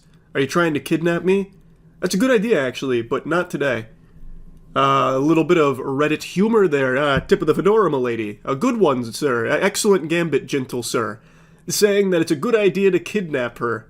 He's clearly making some kind of, like, joke here, but it falls really flat considering he has actually showed up at this woman's house that he does not know at all and is scaring the shit out of her, trying to instruct her to go outside. Like, come on. How stupid can you be? Sure is starting to feel like I'm going to be pushed inside a van. Babe, hurry. 3 hearts. Tell me what you're talking about, lol. If you don't, it's coming to you. Uh-oh, the ultimatum. You either go outside and play ball with his delusions, or the thing is coming your way. He's going to unleash the hounds. She responds pretty normally to that, saying, "That's legit scary." Which it is. It's downright a threat. And he's like, "No, sweetie, it's all good, kissy. Okay, I'll tell you, don't be mad. I drove up to see you." The surprise is me! I'm here! Oh, if you don't come out and see me, I'm gonna come up and see you. Yes! What a fucking maniac. She's clearly not very excited about this surprise, saying, "I hope you're joking. I'm at the shopping center. Come over and see me." Oh my god, what a fucking lunatic. I'm always so dumbfounded by people like this, because I really can't understand what they thought the outcome of all this would be. Like, no sane person would think that they'd respond well to something like this. It's been 6 months. You weren't talking. She's not gonna be excited to see you. What fantasy played out in his head? Where he'd say, like, "Come outside, look at the sky." She's a little afraid, but then you tell her that it's you there, and then all of a sudden she can't wait to come see you. She throws her shoes on, takes her top off, and runs at you with titties bouncing, and then jumps right into your arms. Like, what could you possibly think would happen with this? It's just creepy. There is no world where anybody would respond positively to this. So she says again, "You're joking." "I'm serious. I wanted to see you and give you a hug." So she says, "Why not ask me?" "Because you always say no, but I think you need a hug." He clearly knows best. He is the woman whisperer. He knows what she needs more than she knows. And he knows she needs a hug from him. I mean, who wouldn't need a hug from this guy? I bet it's such a warm embrace, so cuddly. And he's so sweet about it, too. He carved some time out of his busy afternoon spent plucking feathers off of live animals before boiling them alive, so that way he could come here unannounced and surprise her with a little bit of his presence after leading her outside, telling her to look at the sky, so he could sneak up on her and give her a big old hug. Oh my goodness. And they say romance is dead. Isn't that crazy? With someone like this out here keeping it alive, chivalry is certainly thriving. If you thought I'd say no, why trick me into coming out? Exactly. Checkmate. I wanted to surprise you. Ooh, he wiggled his way out of there with some smooth talking. A great surprise. Very good stuff. You knew I wouldn't like it, though. please don't come over here. You would once you see me. Come over, please. No, I don't think she would. I really don't think anybody would, to be honest with you. I think you need to go back to the padded cell. Please stop. I'm kind of scared. I'm coming to knock on the door then and say hi. So now he's really going hog wild here. It's going full-blown criminal. I'm telling you no. Go away. Do not come here. I'm so serious. Leave or I'll call the police. This is where the adventure comes to a close. He says, please say hi, sweetie, with a heart. She says, never contact me again. I'm calling the cops. Apparently what happened is he started banging on the door and shouting her name until her dad went outside and scared him off. So this psychopath not only tried to lure her outside with these little breadcrumbs of, look at the sky, it's crazy out here, there's aliens above us, you gotta go outside and see this right now. He went from that to literally charging her front door, banging on it, shouting her name. So clearly this guy is unhinged. Hopefully he was reported to authorities. I know they don't usually take stalking super seriously, but at least having it logged in there will hopefully help. This girl handled it really well. She wasn't playing ball with any of this guy's tactics here, so hopefully that'll be the last she ever hears from him. That shit is horrifying. But yeah, anyway, that's really about it. Yep. Nobody likes a cheater. Whether it's video games, sports, or relationships, it's one of those universally hated things by everyone across the globe, kind of like cockroaches. And in 2015, it was the worst recorded year in history to be a cheater, because that was the year of the infamous Ashley Madison data breach. Ashley Madison is a website that's used for facilitating cheating. Its slogan is "Life is short, have an affair," so it was mainly for married individuals to find people to cheat on their spouse with. And in 2015, they were hacked, and the hacking group threatened to release their users' identifying personal information, which would undoubtedly ruin their relationships once it was released to the public. The way I've always pictured this unfolding at the Ashley Madison headquarters is a lot like the climax of a CIA espionage spy movie or something, where oh my god, we're about to get burnt. All of our undercover operatives are about to have their identities leaked. But in this case, the secret identities are just shitty goobers that are cheating on their significant others behind their back. Now, Ashley Madison did survive this. The users came flocking back, probably because they had nowhere else to go since their relationships burned to the ground under their own hand and their own sins. And that brings us to today. Ashley Madison plays a central role in the story I want to cover. This is an exchange between a 26-year-old woman and her 28-year-old boyfriend, and she just found out that he had an Ashley Madison account 6 months ago, and this is her confronting him with that cold, hard fact. So she sends a screenshot of Ashley Madison, to which he responds, huh? Like a cartoon character. In my head, the way he said that is like Tim the Toolman Taylor out of Home Improvement. Huh? And then she just goes, nice. And then his response is 2 laughing crying emojis, what's up? He uses the laughing crying emojis a lot during this conversation. It must be not only his favorite emoji, but his favorite thing in the world. He can't stop laughing and crying here. He's like the fucking Joker or something, I guess. Because every single thing he says throughout here uses those emojis pretty much. It is so fucking annoying.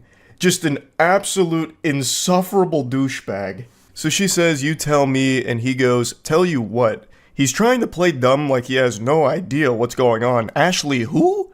He's acting like he's been hit by the orb of confusion out of SpongeBob. It's fucking ridiculous. She clearly knows what you've done. I don't know why he's even trying this angle. He's too stupid to process what's going on. You've lost your mind, babe. What is all this about, huh? What's all this commotion, this mumbo jumbo? She clearly knows. It's fucking annoying reading this guy's text messages. It reminds me of when I played that AI interrogation detective game where you just get nowhere when talking to the AI because it's not quite sophisticated enough, so you get locked in an endless loop. She is speaking to a brick wall of stupid.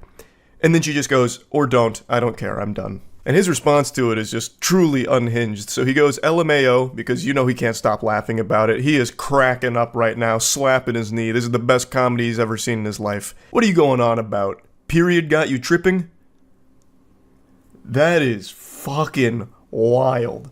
So he's trying to gaslight her or make her feel like she's insane for even thinking Ashley Madison had anything to do with him in any way. He's trying so hard to try and like push this on her, like, oh wow, did you forget to take your normal pills today, babe? Oh goodness gracious, here, let me go get your prescription here so you can come back to reality instead of whatever fantasy you're in here about Ashley Madison. I don't know what that is. Like, this is what's happening here? What's going on? Your period come up or something? You're delusional. So she replies no, and then he goes, and then are you going to explain what you sent me? What do you mean? You clearly know what she sent you. Fuck, it's so frustrating just reading this guy's texts. So she goes, there's really nothing for me to explain. You're the one playing dumb. Immediately calling his bluff on this, he is legitimately just playing the dumbest man on the planet right now. And he continues to double down on it. Playing dumb about what? I'm confused. And then she goes, you're not confused, lol, and then drops his username, I think, and I can only make out the last part of it, but there's a 10 in there. I'm guessing because every other variation of his favorite Xbox gamer tag was taken, so he had to throw on some numbers at the end. So not only was he at least trying to cheat on his girlfriend, he was doing it under the screen name that a 12-year-old would use in World of Warcraft. That's so fucking cringe, Jesus. And then he goes, laughing, crying emoji. Wasn't that one of those websites you tried to join when you were looking for a sugar daddy? And I said, fine, I'm gonna look for a sugar mama then. Laughing, crying emoji. Now, that little tidbit of lore is never addressed in the text messages again because he double texted her right after that. So, the original poster expanded on it in the comments. Apparently, this was a joke the two of them made a while ago about her looking for a sugar daddy and him looking for a sugar mama. But she allegedly never did anything with that, and she assumed he also didn't do anything with that because it was just a joke they shared, and this seems like a desperate attempt from him to try and weasel out some kind of explanation for why he'd be on Ashley Madison and tried to tie it into that. I didn't do anything wrong, asshole, LMAO. I most definitely wouldn't need a website to meet girls. This guy's such a giga-chad pussy slayer, he doesn't need technology to meet women. Fuck, he could just go outside right now and get drowned in sodden panties that would be tossed to him the second he opened his door. Obviously. So then she says, no, it wasn't, and you still did, and paid for it too. And then he hits her with another laughing, crying emoji. I don't think I ever had a conversation with anyone on there. It's full of bots. Definitely never met with anyone. How would you know it's full of bots if you didn't try and converse with people on there? You played yourself. You immediately just fucking showed your whole hand. You absolutely must have used the service to know that it's full of bots. And you must have paid for it in order to access the service as well. Like, checkmate. You did it to yourself. You left yourself wide open to the scholars, mate. Also, it's important to call attention to the fact that he called her an asshole for her bringing this to him. Craziness. Craziness. That doesn't make a difference. You still wanted to cheat enough to pay to do it. Laughing, crying emoji. Babe, if I wanted to cheat, I promise you I would not need to use a website. And she says, yet you still did. And then here it comes. My intentions were not to cheat. And then, of course, she realizes that's a load of baloney there. That's a bunch of fucking horseradish. So she says that is literally the entire purpose of the site. There's no other intention. Please stop trying to make it seem less bad. I know you didn't really care for me. There is no other intention you can have on Ashley Madison besides trying to fuck somebody else. Like, what were you on there for? Looking for a League of Legends duo partner? Like, there's nothing else you could be doing on Ashley Madison. What else would the intention be? You needed someone to grade your poetry or something? Like, there is nothing else. And he knows that it's an impossible angle that he's trying to play here because he doesn't even bother trying to expand on it. No, listen, darling, my intentions weren't to cheat. In fact, they were actually quite noble, and here's why. Like, he didn't even bother. He's just like, hey, I wasn't there to cheat. Just take my word for it. So he finishes it off by saying, doesn't mean that was my intentions though, but LMAO, babe. I definitely care about you, jackass. Like, he's trying to be like somewhat playful about it and try and like minimize the severity of what he's done or attempted to do. He's just like, LMAO, babe. You jackass. You silly salamander. Oh my goodness, pumpkin pie. Come on, you know I care about you. I was just thinking about how I missed you earlier before you called. I couldn't cheat on you, honey. I was actually just thinking about you right before you called. Like, I was actually thinking about you. How could I possibly have cheated on you if I just thought of you, right? Like, come on, you're being ridiculous. Calm down. Come on. It's not a big deal. A super innovative and interesting strategy from him that did not pan out well at all. This is where the relationship ended. Cheating will usually put the kibosh on a relationship, as well it should. So yeah, I just wanted to kind of share this story with all of you here. That's about it. So yeah. The specimen I'm about to expose you to is extraordinarily cringe, like this SCP weirdo that I'm about to unleash before your eyes. But I want you to take this as an inspirational motivator because somehow this goober was able to get into a serious relationship for the last 7 months. And if he can do it, anybody can. Alright, now let's begin our journey. This is a 26-year-old woman communicating with her 29-year-old boyfriend. Now, the previous night they had an argument, which we'll get into in a moment because it's crucial to the lore here of what unfolds. Now, this is the next day. She says, had some honey chicken with rice and broccoli from blank. How about you? He responds with a Naruto gif, which is already an incredible start here, and goes, that sounds good. I had a muffin and cheese lol, by the way. The call yesterday really sucked, but the New Year's Eve call was very nice. She says, I know lol. And then for some reason he decides to pour salt in the wound. He just digs the knife a little deeper, letting her know that it was probably the worst call he's had, lol. To which she responds, alrighty. Well, that makes me feel great. I'm heading to bed. Love you, good night. For some reason he thought it was a good idea just to remind her how much he disliked talking to her last night about what they were discussing. Oh man, that call last night, that was the pits. Jesus Christ, am I right, you fucking harpy? Last night's call was horrible. The New Year's Eve call was a little bit better, but goodness gracious, heavens to Betsy, the call before that, fucking atrocious. And then he'll probably drop another Naruto gif. This time it's like an Itachi one casting a genjutsu. Don't ever do it again.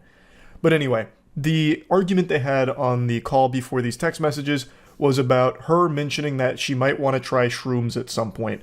It was basically talking about drugs and how she's not interested in drugs, but the only one she has even an iota of interest in trying is shrooms like one time. And he took a very hard stance against that. It was like he was a fucking DEA agent here. I'll drop the information right here if you want to pause and read it, but the gist of it is, she mentioned that shrooms at least sounded somewhat interesting to try at some point, though she was never really being serious about it, and if she ever did want to try it, she said that she would talk to him about it first before doing anything. It wasn't going anywhere, and eventually she just said, you're right, I'm wrong, sorry, and tried to move on from the whole conversation. But it looks like that was never in the cards. It's weighed heavy on the mind of her boyfriend, who brings it up out of the blue again, just to remind her how awful the conversation was. In the follow-up message, he decides to just go whole hog and let it all hang out here to just reignite this argument. He says, yes, I say wrong stuff to you sometimes. I know I make mistakes, but not this time. I stand by what I said yesterday, and this time you were in the wrong. But I'm heading to bed. I love you. Good night. And she reminds him, like, hey, we fully discussed this last night. There was no reason to bring it up again except to attempt to make me feel bad. Just because you're in a bad mood doesn't mean you should try to bring me down with you. She's 100% right. They had already discussed it. There is no reason to keep doing this again, this song and dance. Just let it be. But he just can't do that. I know, but this is serious shit. And then he censors the word shit. He puts stars on his swear word like he's a 12-year-old in Twitch chat that has the language filter on. This is a 29-year-old man who is censoring the word shit. And we've only just begun with the exceptionally wacky stylings of this 29-year-old fucking goober. If you use any substitute, I am done with you. And I'm sorry I say this because I care about you too much, and you're much worth more. And you're much worth more. I don't, that's all over the place. I think he was just so angry. I mean, he dropped the word shit. You could tell his temper was flaring up. He used a naughty word, so I think he was just scrambling to say words in a panic. And then she just goes, I'm not talking about this. It's fine if you don't have the mouth of a sailor, but why censor it? Just don't even use the word. You could have said poop. This is some serious poop, m'lady. You're talking about drugs. Unacceptable. Why even bother censoring yourself? Oh, it's so cringe. And we've only just begun. She says there's no reason to go over this again. We talked about it. It's over. Drop it. Really just trying her best to move on from this because it's only going to get worse. But he's already too deep. He's already made his bed and it's time to piss his pants in it. Okay, but promised me you won't do it and I will drop the whole thing. She again reminds him, I already fucking told you I wouldn't do anything without talking to you first. Leave it alone. I'm done with this conversation. But it's just not registering in his mind. His neurons are just firing and he's going into flight or fight mode and he's fighting his own demons here. Don't get angry at me just because you had a drug problem in past. That's not my problem. That's your problem. Which is a crazy fucking thing to say to your significant other. Jesus. And she goes, bro, you're being dense right now. Just shut up and leave it alone. This isn't a conversation to be had over text, and we already talked about it on the phone. Just drop it, dude. Now, if you pause to read the explanation for the context around these messages, you'll know that the drug problem he's referring to is her smoking weed when she was 19, and the one time she tried cocaine. That's the drug problem to this guy. He speaks as if he's like a 14-year-old boy who just had a class on Dare, and now he is scared. He can't sleep anymore. He has to go to bed with one eye open and Narcan on the dresser next to him, just in case a burglar comes in and tries to force him to OD on drugs. Like drugs are out to get him and everyone he cares about. And he just keeps spiraling. You have to change that blank. He's literally beeping himself with a sensor. You have to change that beep, stupid attitude. And I'm not your beep, bro. And I'm not your beep, dude. Maybe that's why wow, that's hard to read. The grammatical catastrophe that he's unleashed upon my eyes is really fucking with my brain.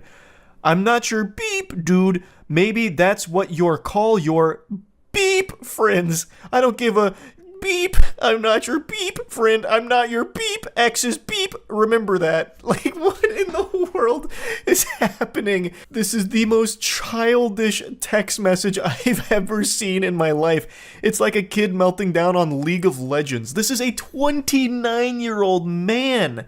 And he's speaking like this. He's a fucking boy. He's a baby boy.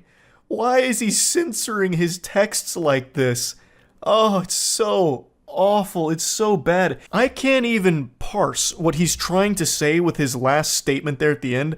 I'm not your fucking friend, which is, again, a wild thing to say to your significant other. You're supposed to be their best friend, basically. That's the whole point of being in the relationship, but whatever. But this is where it gets extraordinarily confusing. And I'm not your fucking ex's blank. Remember that. Your ex's what? Your ex's fuck? Remember that? Is that what he's saying? I don't know. What does that mean? And she says, I don't know what your problem is, but directing at me is not going to help. I'm not talking about this. I'm done responding for the night. Have a good one. And he just goes, we done. If you keep going. So full-blown caveman mode now. I will drop it now. Anyway, how's your day? From all of this into like immediately de-aggroing like an NPC in a video game. And he's like, oh, so how's your day? Did you have a good day today? I bet you did. I bet it's better now that you're talking to me, right? And then her response is, it was better before you started this. And then that once again sends him off. Well, that's your problem. I just don't want to crackhead girlfriend, and please don't call me bro. I'm not your stupid friends. What the crackhead girlfriend? What are you talking about? She mentioned that the only drug she'd be interested in trying is shrooms, and she wouldn't even actually do it because she doesn't have a real interest. That's just the only one that even sounded somewhat appealing. He's lost his marbles. He's off his gourd for this. And eventually she's like, just go to bed. You need a nap. You're not you when you're tired. And then he hits her with like a threat. It'll be really funny when you're 6 feet under. And she goes, oh boy, here we go again. And he says, anyway, enough of this. Now, I think he's referring to, if you try drugs, you're dead instantly. You'll instantly die if a drug touches your body. It'll put you 6 feet under instantaneously. Like, I don't know if he's actually threatening that he'll put her 6 feet under, but that is kind of how it reads. But I think what he's trying to say is that the drugs are going to kill her, and he's the only one that can save her from going down this destructive path. Now, obviously, and here's a hot take, drugs aren't good for you. But what he's doing here is an outrageous overreaction, and the way he's treating his girlfriend is unacceptable. He's just yelling and screaming at her like it's an episode of fucking Scared Straight. All over her going over a hypothetical of if she was to ever try a drug, she'd want it to be shrooms because that's the only one that sounds even somewhat interesting, but she doesn't even want to do it. She's not saying she's going to go do shrooms or anything like that. She's not going down this path to being a crackhead like he thinks she is. This is just ridiculous the way he's treating her over this. And don't even get me started on his potty mouth, all those nasty words he's been using here. But luckily for all of us, he's tastefully censored all of them for us. Clearly don't respect me. You think I'm a joke when I'm saying the truth. I wish just once you just listen to me. I think you're a joke, buddy. I'll say it. She won't, but I will. I think you are fucking cringe incarnate. She says, I'm listening. I'm just tired of you repeating it over and over when this whole thing was finished last night. Of course I don't want to hear it again. I dropped it. You should too. Leave it alone. And then he tries to play the saint again, like he's just looking out for her and it's all for her benefit. He's the angel. You know I say this because you are very important to me. Maybe no one tells you this, but I'm the first to tell you, and I always stick with my words. That's what I have to say, and I'm sorry if you hurt, but I had to say it. What a fucking hero. There's better ways of saying it, and apparently you'd already had this conversation the night before, and everything was settled then, but you just keep going. And she said, you didn't have to say it, lol, but okay, whatever makes you feel good. And now the demon comes back out again. Fuck do that. Beep attitude. I'm telling you, if you keep doing this, I'm trying to be understanding, but you give me beep disrespect. Answer, I'm done with you. Fuck off. This mumbo jumbo nonsense. Like, it's the episode of SpongeBob with the sailor words, basically, and he's censoring it in the text. It's so awful. And she goes, just remember, you brought this up, you started, I told you I wasn't talking about it anymore, but you're pushing it, I don't know what else to tell you. She is trying so hard just to move on from this, like, just give it up, just stop. Why does he keep going? Just stop. And then he drops another extremely mean, nasty insult, saying, no wonder your friend left you and your exes left you. What a huge piece of shit, just a horrible thing to say to anyone, let alone the person you are dating. And then she just goes, ouch, yeah, fuck you. And then he comes back with another confusing head scratcher. I was ready to drop it, but you keep fuck give me bitch, just stop now. What am I reading? What is that sentence? Oh man, oh brother, this guy stinks. And then he's like, ooh, that wasn't nice and I'm sorry. So he has an immediate change of heart within 2 minutes. And then he goes full apology mode here to try and save this, even though it's unsalvageable. This is where the relationship should end 100%. He goes, I'm sorry for being an beep. I should have never said that. That was my fault. I really apologize. And thankfully she shoots that garbage down. I really don't want to hear from you. Good night. And then he tries again to go really sweet talking, like, oh no, it's all a misunderstanding. Baby, I'm really sorry. That part I said, I didn't mean it. I'm really sorry. Anyway, baby, I'm so sorry. I should have thought more about your feelings, and at that time I wasn't thinking in that part I said was really not nice, but I love you. So he signs off with yet another completely incomprehensible, dumb, stupid text. But at least there was no censoring in the last part. He didn't use any foul language that needed to be, censored, because he's a classy guy. He wouldn't want any of those yucky words being uncensored in these texts. But yeah, as far as I can tell, she is planning on leaving him, according to the comments, I think. She said she's not going to give him another chance to show this side of him, which is good, because this relationship shouldn't continue past this point. That right there is the kibosh on it with the things he said about this. She didn't do anything wrong. She was just talking about a hypothetical. If she was to try a drug again, it would be shrooms because it's the only one that seems even somewhat interesting. But she even said multiple times she didn't want to, and she wasn't planning on it anytime at all, really. And this guy just had this crazy overreaction to it. So yeah, huge weirdo, big cringe guy. That's about it. So yeah. Flirting with someone can oftentimes be challenging, and occasionally the only winning move is not to play. Sometimes it's best just to spam emotes and see how that goes. And today I want to take you on a journey. It's a 2-part epic like Homer's Odyssey, but if Homer had written about a weirdo who's desperately trying to make a woman fall in love with him by calling her autistic. Now the backstory here, I'll go ahead and give you the cliff notes of the prequel. This gentle sir protagonist has just joined a new friend group and has found particular interest in this woman. And he reaches out to her, trying to, like, talk to her, saying, I'll be honest with you, I don't understand you. And then he just goes on to say that she's quiet and he doesn't know anything about her other than she likes potatoes in the town of Salem, and that he just laments that he just doesn't know anything about her and she doesn't make eye contact with him. She asks, does that bother you? And he says no, which is a big fib right there. Lying is a sin and now he's condemned straight to hell. This clearly bothers him because he melts down about it. He also doesn't keep that charade up for long. He immediately folds and says, I mean, somewhat, yeah. It actually hurts a lot. It keeps me up at night. I actually can't sleep. I'm crying all the time because of it. But it's a normal human response, so you can't blame me. Too late. I'm already blaming you. Can I ask a blunt question? She says, sure. And he says, are you autistic? Man, the Riz Lord has struck like a lightning bolt here. If those panties aren't sodden after that blunt question, I just don't know what works anymore. She says, no, are you? And he goes, lol, no. So what do you think about me? She says, in what way? He seems to get kind of offended by that, so he snaps like a Redditor adjusting his fedora. It's a simple question. What do you think about me?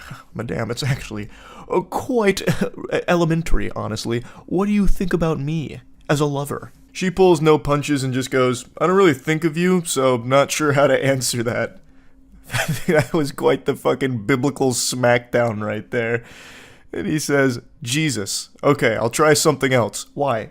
At that point, you should just be like, yep, that didn't work. I'm gonna go do something else. I'm gonna go solo queue in League of Legends and wash away my troubles. Like, I don't know why he's gonna try something else. But he goes, why do you never laugh at my jokes? Not that I'm trying to make you in particular laugh. Why is it so hard to make conversation with you? It's like I'm reading text messages from Timmy Turner to Trixie. Like, what do you mean? Why do you never laugh at my jokes?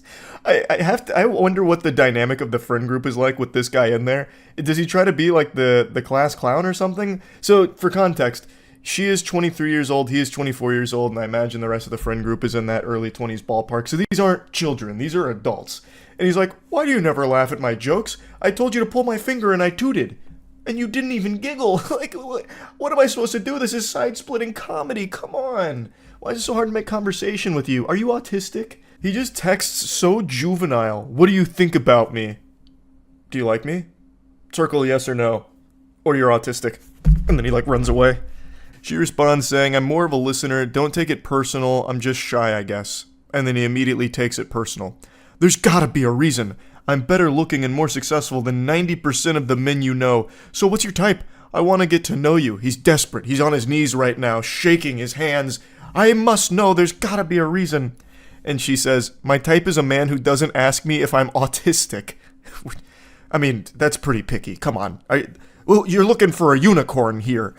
All good men accuse the women they're trying to win over of being autistic at some point. It's standard protocol. This guy's just following the textbook formula.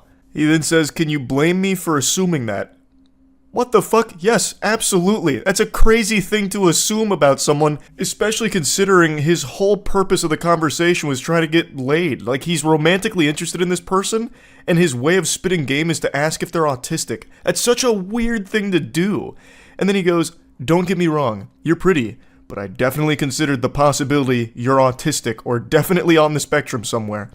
One of the number one signs of autism is not laughing at this guy's jokes. So he looked it up on WebMD and he was just, for her own sake, like concerned for her well-being. He's actually looking out for her. She says, lol, what? Reflect on your words when you go to bed tonight. See ya. Just trying to end this conversation because it's going downhill so quick. This is an avalanche of dog shit. And he just goes, wow. Owen Wilson's there for a moment and then just says, I think you're jealous I spent the night with redacted and you went home alone. This is classic. When everything goes tits up, it's like, you're actually just super jealous of me because I'm slamming ham on the regular. I'm fucking your friends. I am having sex with women that want me because it's impossible for a woman not to want me. You just must be autistic. That's what's going on here. And you're jealous now. You're the problem, not me. And you're lucky that I even gave you the time of day. Your loss. He then clears the air here, making sure that it doesn't trouble her mind that Casanova is spoken for, and he also doesn't want any rumors to spread in the friend group, so he clarifies, don't worry, nothing happened, we just watched Netflix in bed. No need to be jealous. And then drop this emoji. I have a hunch she really wasn't jealous. Just a guess. She doesn't seem interested. And I think you have ensured that she will never be interested by trying to, like, diagnose her with autism through text message flirting. Now, the next day, she made a follow-up post because he had an even bigger, like, psychotic break here. So that was all part 1. Part 2, he comes back bigger and badder than ever here. The sequel went insano style. So he texts her saying, "What's your problem? Is this some sort of trauma response?" Crying, laughing emoji, which I don't think there was any laughing, just crying behind the phone on this one. "I just don't get it," blank, using her name. "I've known you since March 12th, and for whatever God knows what reason, you decide to treat me like complete shit. You hug Redacted and Redacted, but not me. You share a couch with Redacted, but when I join, you get up and leave. Do you think I'm fucking stupid? Or blind? Or what? The fuck did I ever do to you? I'm pissed off because you're clueless and extremely oblivious to the point you don't appreciate a good thing when it's directly in your face." What the hell is even that, brother? A good thing when it's directly in your face? The only thing that's directly in her face is your accusations that she might be autistic. Like, what are you talking about? You're LARPing as her, like, doctor, and nothing else. Even just setting aside the baffling autism accusations, there's no even semblance of romance behind his texts. They're just aggressive. Like, and nothing beyond that. They're just weird. So I don't know why he's thinking that he's doing such a good job with the game that she should be enamored with him. But then he just goes, "I just, period, don't, period, get, period, it, period." Goes full-blown rock bottom. "I just don't get it. Help me understand her name." He keeps repeating her name. So he just keeps saying it over and over again. Just saying her name in these texts. And she just says, "Lol, what?" She says, "Are you fighting yourself right now? Am I involved in this argument?" Man, she is just absolutely slapping this guy. It's so good. Yeah, I mean, this guy's just fighting his inner demons here. This man's battling ghosts in the paranormal dimension. He says, "This is all about you," her name. "Stop acting so obtuse. You may not be autistic, but you sure act like you're into trains or some shit." I don't know what is going on in his fucking frontal lobe here. It just gets worse and worse. She says, "LMAO, why do you keep saying my name? Trains are cool. Is there some unresolved childhood trauma I need to know about? Because what the fuck is your problem? I can help you out if that's the case, but you have to let me take the first step and stop being so guarded all the damn time. It's impossible to get through to you." Why would you be asking about these things? If there's some childhood trauma, I need to know about it. Also, let's just go ahead and assume she's like, you know what, there is some childhood trauma, and then she, like, spills her guts to him. This would be, like, the worst person to confide anything in. This is a guy who's already having a conniption because she doesn't laugh at his jokes and doesn't make eye contact enough with him. Like, I highly doubt he would be a good confidant for anything heavy. This guy would immediately be like, "Ugh, well, childhood trauma, it's another symptom of autism. It's ridiculous. You're lucky you have me around, honestly." Says her name again, which is so creepy. He just keeps throwing her name into every message he sends as if it's some kind of, like, dramatic moment in a television series. "Please, I know you hear it all the time, but you're very pretty. I like you when you're not acting like an autistic, frigid bitch. Respectfully." Hey, that silver tongue's coming out in full effect right now. He's becoming irresistible. March 12th, and I haven't proven myself enough to you yet. Real quick, March 12th is not that long. It's not like you've fucking known her your whole life or anything. Like, what are you expecting to do in this span of time to make her fall in love with you? What do you mean you haven't proven yourself enough to her yet? What are you trying to do, like backflips and shit? Do you just keep trying to tell, like, the worst jokes imaginable, hoping to get some kind of pity giggle out of her? Like, it's so incomprehensible. He thinks that it's been such a long time. You've been single all this time. Ages. Almost 2 months you've been single. Like, it's crazy. It doesn't make sense. It doesn't compute. It's extremely suspicious, actually. Why would a girl like you be single? What are you hiding? I don't understand what you want, in all honesty, lol. First step of what? referring to his previous message where he asked her to, or when he said that he wants to take the first step, but she needs to let him. She teases him with some sarcasm here. LMAO, okay, I'm hiding so much, dude. First step of our potential. He's already envisioned 5 different universes where you two are madly in love, and the potential it's incalculable. I can make your life 10 times better than it is now. I'm so sure of that, I'd give that to you in writing, which is legally binding through text messages. You're beautiful, her name again, and I'm what you want in a guy, correct? Incorrect. Where did he even get that assumption from? I'm exactly what you want in a guy, right? The one who just keeps accusing you of being autistic? That's what you're looking for, isn't it? No? Well, I guess you have some unresolved childhood trauma then, and you're just a frigid bitch, I suppose. And then he just says, you're joking. You're performing. He can't accept that she wouldn't be interested in him. You're putting on a teach me a lesson or something stupid, lol. I don't for a second believe you. Her name again. What does that mean? You're putting on a teach me a lesson? What is that? I don't understand. That doesn't make any sense. I don't have to date you just because you find me physically attractive. That's like consent 101. Believe what you want. Don't forget, I'm suspicious. Yeah, you are, because there's no way you're single. You either have a severe mental disorder or asexual. And she says, so anyone who's not into you falls under that category, LMAO. Interesting. I love so many things about you. Her name again. The way that his mind is able to switch gears is pretty impressive here. You must have a severe mental disorder. I love so many things about you, Schnookums. Oh, sweet pea. Oh my goodness, I just want to cuddle up inside you and let our bodies perform fucking friction on each other till we start a fire with our love. Genuinely, I love you as a friend, and I love you as a person. I want to make you smile. Smile emoji. That's so cringe. Oh, that's so fucking bad. I want to make you smile. Like this. See Exhibit A, for example. It's the smiling emoji with a little blush. Oh... He's trying to be mushy here after insulting her, doing nothing but insulting her for the entire, 2-day conversation.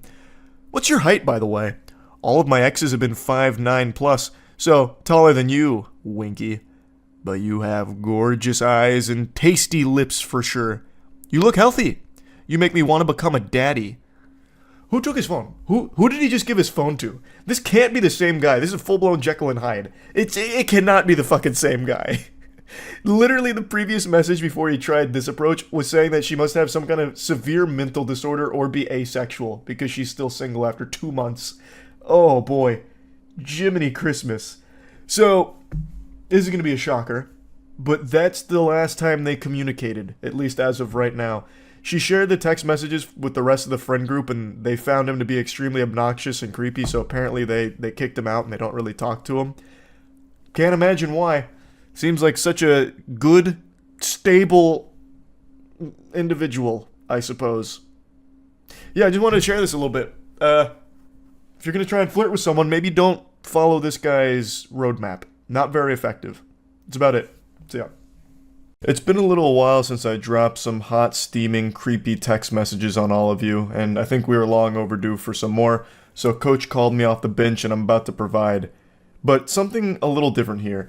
The text messages I'm going to show aren't like the standard weirdo, unhinged, lunatic type behavior, but I think it's something that a lot of people might be able to learn from. So, to give a little background, the poster here, she mentioned that she had gone on one date with this guy and knew him for 2 months, and the date didn't go super well. And then we fast forward to this interaction that we're about to cover, and the reason why I think this is a teachable moment is because I feel like this is something maybe a lot of people do without realizing it's not a good idea, and there's actually hints of old Charles in these text messages here, deep in the flavor profile of these embarrassing texts we're about to go over. I see myself staring me in the mirror when I was but a wee lad, a young man. The very first time I got a girl's number that I was interested in, I was giddy. It felt like I had just won the Super Bowl, and I couldn't stop texting her, even when I wasn't getting responses, which is a big no-no. That is a huge, unforgivable sin. You don't do that because it's annoying.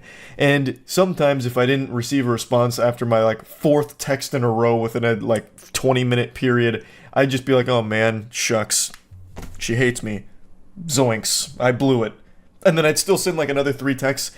And I know I mentioned this before at one point, but sometimes I'd get so like desperate and like begging for a response that I'd send her little ASCII art of stick figures. It's so bad. Actually, I was worse than the guy in the messages we're about to cover. But his is floating around, and I really think it's important that people realize that that's just not how you should communicate with anyone. Not even just someone that you're interested in, just anybody in general. No one likes to just be pestered. So let's begin. I am believing right now you might be my kryptonite. Need to hang out more, but I'm pretty sure you're my kryptonite. I'm good with anyone, and they will probably be my best friend once they are done. Just what I'm used to.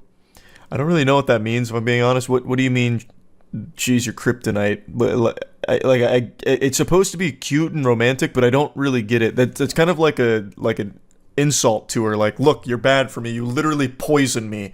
You make me sick, is basically what that's saying. It's not really that romantic, but I think he's trying to mean it in like a sweet way.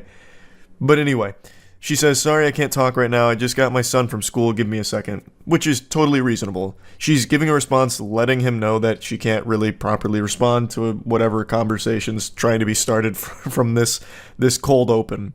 And he goes, okay, sounds good, enjoy your time with them please. Cody is about to get home, and then we're gonna go play some skee board, and I'm drinking, and then sends a picture of the beverage. He must have been butt-chugging that Miller Lite there, because then things really fly off the rails. Feels kind of weird being in Wichita Falls. I love it though. Let's have a good time. Can I call you? I miss you already. Sorry to call, just wanted to talk to you. I'm guessing he tried dialing her there and didn't get a response. I don't want to be one of those guys that just be passionate about anything, but in the instance I was passing about you, there's a couple things in society that you go through. I don't know what type of Confucius wisdom he was trying to drop there. There's a whole lot of words in that vomit, and none of it translates to anything in that sentence. I don't know what was even said there. That is a real head-scratcher. Where's life and just live, but nothing truly measures to you meeting up and having a good conversation. I like you. I like you a lot. My friends coming from all destinations have a party tonight. I hope you're there. I hope you have school, please deem that necessary. Please deem your boy necessary. I love our conversation, but I'm probably the best dude you ever know. Big red flag. Anyone that identifies as a nice guy or the best guy you ever know, hey, probably not going to be the best guy you ever know. Yeah, I'm not gonna beat around the bush here. If you're tooting your own horn, that horn's gonna be stinky most of the time here. But me saying that, I don't know.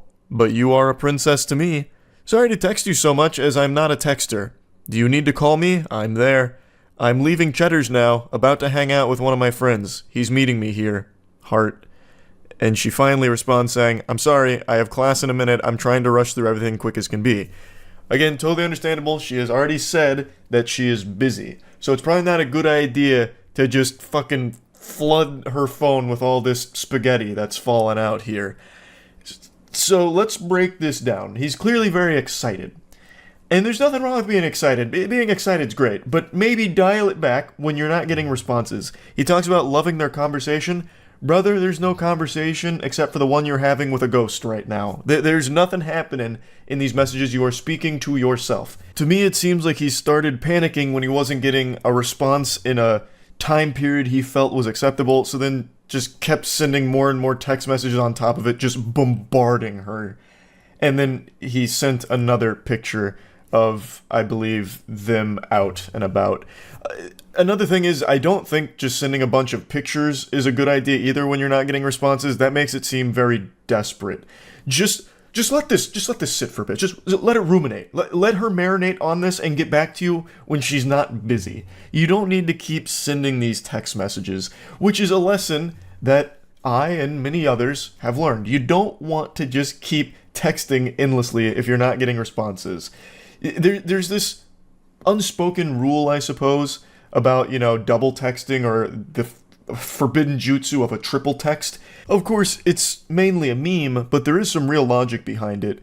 If you're texting with someone and they're not really responding, it's not really a good idea to just keep pressing that. Either they're not interested, which is fine, it happens, or they're busy. And in either one of these cases, sending more text messages is only going to serve to make things much more uncomfortable and worse all around. Girl, be you, that's all that I want, but I do want to see you. And then sends this creep shot of just two women at the bar they're at, two older women. And then he goes, so Cody and I are about to take these ladies home, laughing emojis. I swear to God, two old ladies about to take us home. I want to see you. You in class? This is just really weird. This is bizarre.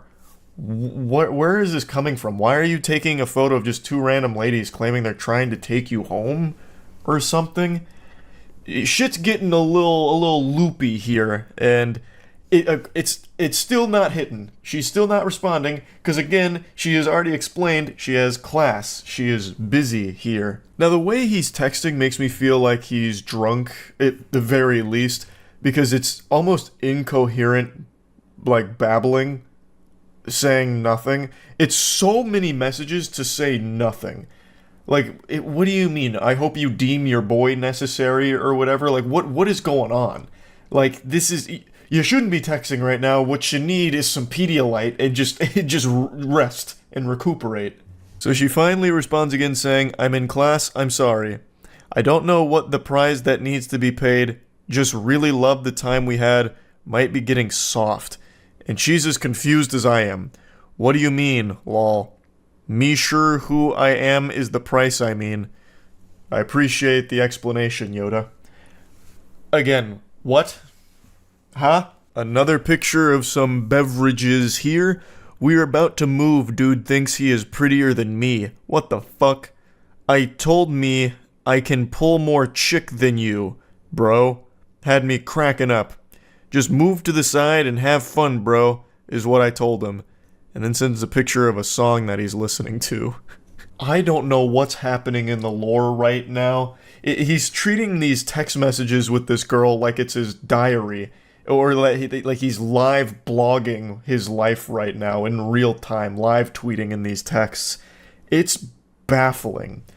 I also think he's making it up. Like, I don't understand what this is supposed to be. You won't believe this. Guy said he could pull more chick than me? Ha! I couldn't stop laughing. It reminds me of that really shitty advice that people used to preach about, convince a woman that you're desirable by making it seem like other women are vying for your attention and time. Like, fake a phone call or something. Pardon me, madam, I'm getting a phone call. Yes, Stacy. No, the pussy appointment was canceled. We can have sex another night. I'm busy. It's boys' night. I'll call you back. Alright, goodbye. Sorry, this girl, she always wants to fuck me. But anyway, what was your name again? Like one of those things where it's like, oh wow, this guy's got so many girls are interested in this guy. I mean, maybe I should be interested too. Was the line of thought. That's what those text messages scream to me. That he's just making that whole situation up right there. Because what random dude's gonna come up saying that he's prettier than him and that he can pull more chicks than him? Just a total stranger. That's not like a human interaction that would ever happen. Some dudes smell like ass. Laughing emojis. My goodness. Why are you telling her this? Like, what is the response even supposed to be? And then he just sends like another random photo of someone playing pool. Presumably him playing pool, I guess. I don't know. He just keeps sending all these fucking photos of beer, two old ladies, him, beer, pool. Why? It's not a picture book. It's supposed to be text messages, like a conversation, but there's no conversation. Stop fucking texting. And he just says, haha. And she responds again, finally, after a bit of a drought, saying, that's nice. I mean, yeah, that sums it up. Like, what are you supposed to say to this? Just, oh, cool. Oh, interesting. Nice. And then he goes, not without you. We are at Deep Eddies. My goodness, lol. You are going to be able to come out? We will come pick you up. Am I going to be able to see you before the night over with? Like, he's going full caveman mode with a lot of these statements here. I think he has drank a lot over the course of the evening. And still, after all of these messages, nothing of value was said. it's just been weird. You've sent 30 messages to almost no response ever. So let the lesson be learned here to not just keep texting into the void. If you're not getting responses, don't force it. It's a bad idea to just keep sending text after text after text. This fool. And then she finally responds and she just gets right down to business. I don't want to be rude, but you knew I had class. I made it clear. I've been here an hour and a half and you have texted me 33 times compared to my 5 times. This was all... I bet a lot of you watching this thought that these text messages had come over the course of like a day or something. An hour and a half. Jiminy Christmas. I'm sorry, I do not want to pursue this any further. You don't understand boundaries or when someone isn't answering. Be safe. Have a good night. I think that is a very understandable, reasonable, and respectful way of just getting this across here. He clearly did not respect boundaries or respect that she was busy, so I think this makes complete sense. And he says, I won't text you anymore, nor will I ever message you again. Have a good life. My apologies did not mean any disrespect. I hope you climb mountains. I truly like you. Glad you disrespected me now so I know. I get it. Wow. And then that emoji, I don't really know what that emoji's supposed to convey here for the emotion. Told me that you would keep me updated. We have a good life. And then some more hand emojis. I mean, it could have been worse, I suppose. Yeah, anyway, just wanted to share this. Hopefully you learned something from it. That's about it. See ya. Let me paint you a scenario here. This is kind of like a gamer's version of Rorschach's. You have $600 lying around that you're saving for a rainy day. You live paycheck to paycheck and it's emergency money for you and your fiancé. But Genshin Impact has some new gacha coming out. What do? Do you let that money sit there, idly, just waiting to be spent? Or do you take the initiative like a true level 100 raid boss and spend that $600 that you and your fiancé have been saving on that Genshin Impact drop? There's only one right answer. And unfortunately, that correct answer of spending the $600 of emergency funds on Genshin is getting this marriage in hot water. It's actively falling apart. Now, gamers are some of the most misunderstood creatures in the universe, but we're also the most advanced species, so I don't blame people for not always fully comprehending our methods. We can level up, we can emote, we can even make you come through the computer screen. Watch this. Sorry. But sometimes shit just goes cattywampus, and this is one of those stories. So, this guy's fiancé, his IRL life duos partner, found out that he spent $600 on Genshin, and it's not looking good. So his fiancé finds out and tries to get a hold of him. We tune in the middle of this where he's saying, stop calling me. She insists that they need to talk right now, but he says, you're not being fair at all. I explained my boundaries to you, but you're not respecting them. This is exactly what Redacted says is abusive about you. So she says in caps lock, you spent $600 on our credit card on a fucking game. I explained it already to you. $600 for 2 virtual characters you don't need without asking when we are paycheck to paycheck. That card was for emergencies with the Civic. And then he just drops a screenshot of one of the Genshin Impact characters that he bought. An interesting strategy. He tries to turn this around on her and begins calling her abusive here in a little bit, but he starts by saying, I told you my boundaries and you're not respecting them. What the fuck? I told you I was going to spend all of our money on Genshin Impact. You can't be getting mad at me. You're not respecting the groundwork I've laid out here. I told you I was going to do this. What's the issue here? This is very unreasonable. You told me you wanted her too, but you aren't happy for me, LMFAO. I like how he puts like the picture of the Genshin Impact character that he bought as like a, look at this. How can you be mad when I bought this for us? I did this for us. You said you wanted it too. How can you possibly be mad? So what? I spent all of our emergency money. Look at what we got for it in Genshin Impact. You should be thanking me. I just love how he's saying that she should be happy for him. Like, oh my god, honey, I'm so proud you bought this Genshin character with all of our remaining emergency money. Oh my goodness.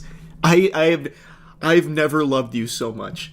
Then he goes on to say, actually, I am done. I am a 29-year-old man. I am allowed to make purchases without needing your permission. That is an abusive dynamic. Explain that, or blank, explain that very well to me. Well, we're gonna jack out of the Matrix here for a moment here to digest that statement. I like how he puts his foot down. I'm a 29-year-old man. If I want to waste $600 on Genshin Impact characters with money that we have been saving for emergencies while living paycheck to paycheck, then damn it, as a man, I'm gonna do it! And he like rips his shirt like Hulk Hogan style. In his mind, I bet this went so hard. He's like, I'm putting on the big boy britches this time. No. I'm a man. I'm a man. I can buy Genshin Impact characters all day till the cows come home if I want to. I don't need your permission. I am a hunter-gatherer. I gather Genshin Impact characters. Yeah, where's my juice box? And then he has the chutzpah to say that this is an abusive dynamic from her for getting upset at him for spending all of their emergency money on Genshin Impact characters. This is like a pretty classic thing where they try and like spout therapy words at the other person to like belittle them or make it feel like it's their fault. So he's going for some big, bold strategies. Yes, I said I want Farina. I didn't say we should spend hundreds to get constellations. You are a fucking addict. You already spent all our Christmas money on it. You're snooping into your fiance's purchases. You should take a look at yourself. She flips the bird at him and says, this is a shared card that I set up for emergencies and you went behind my back. Why don't you tell Redacted about your gambling addiction to video game characters? He just says, A. That's like a classic anime, like, Actually, Redacted told me all about your coercion, and I believe you are a narcissist personality. That is why you are continuing to try and control me and control my financial decision-making. You know this is my values, and I have had Farina as my wallpaper forever. I refuse to be verbally abused for being myself. I'm battling anxiety, and you do not care at all. There's a lot that just went on here. So he tries to make her feel bad for looking into the finances, saying you should look at yourself, which is a crazy thing to say when it's a shared credit card that she set up and you went behind her back to use that money for yourself. Like, it's not like she was snooping. She set it up, and it is your joint credit card with her, so of course she's going to see it. We then get into some real pathetic stuff where he calls her a narcissist that's trying to control him and control his financial decision-making. Brother, this isn't financial decision-making, this is Neanderthal caveman gooner brain. This guy's saying that he's had Farina as his wallpaper forever, so he had to indulge in this obsession. Brother, it makes you sound like fucking Gollum with your Precious, where he's like touching his phone, like petting Farina's wallpaper. No, you don't get it. I've had this for my wallpaper forever. I had to waste our money on it. How can you be so heartless? You know I'm battling anxiety. And wasting all of our money on Farina? That helps. Farina's the only thing that can cure my anxiety. Do you want me to suffer? Is that what you want? I'm a 29-year-old masculine beast. I have to spread my wings sometime and waste all of our money on Genshin Gacha. You know this. I set those boundaries, you narcissist. He just has the gall to call her verbally abusive and controlling and a narcissist. Meanwhile, this unhinged goober just wasted $600 of their emergency funds for virtual Genshin characters. It's unbelievably pitiful. And he tries to blame her for not respecting his battle with anxiety. Hey, buddy, you know what's going to make that anxiety much worse? Having $0. I think that's going to make it a lot worse. Farina's not going to come to your rescue. She's not real. Sorry to hit you with the cold water. All you're doing is digging yourself into a deeper hole, and now you're losing your fiancé over it as well because you couldn't resist the urge to waste your money with her on this game behind her back. Everything pops off here in Act 4 of this. He spirals out of control. I don't want to get married to you. I'm not talking on the phone. So now he's the one calling the marriage off. If you can't respect me wasting all of our money on Farina and Genshin Impact characters, then we're just not meant to be, you narcissist. You thought you could control me? You can't control me. I'm like Michael Jordan in his prime. You can't control me. You can only hope to contain me, but you can't do that either because I'm hard addicted to Genshin Gacha. And I will waste all of the money that I ever see in my life on it. I emailed screenshots for my appointment tomorrow. Thank you. I emailed screenshots for my appointment tomorrow. Thank you for giving me a horrible anxiety attack and ruining my night. And no, I didn't do a fucking thing with Farina yet because of your calls. That's heartbreaking. I spent all this money on Farina, and you yapping and blabbering about how bad and big of a deal it is has prevented me from spending time with Farina.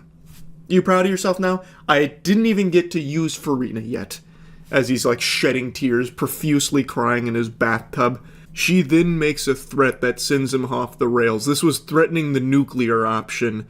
She said, I'll call Capital One and dispute the charge. Your account will be banned. I have no doubt when he read that, his heart sank. The pit in his stomach expanding to a black hole in his soul.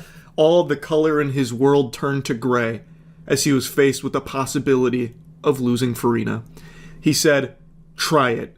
You'll lose me forever. Why? I'm going to Scottsdale for the night. Stop calling me for 12 hours and we can talk then. Good night. Will you please answer my mom? Please?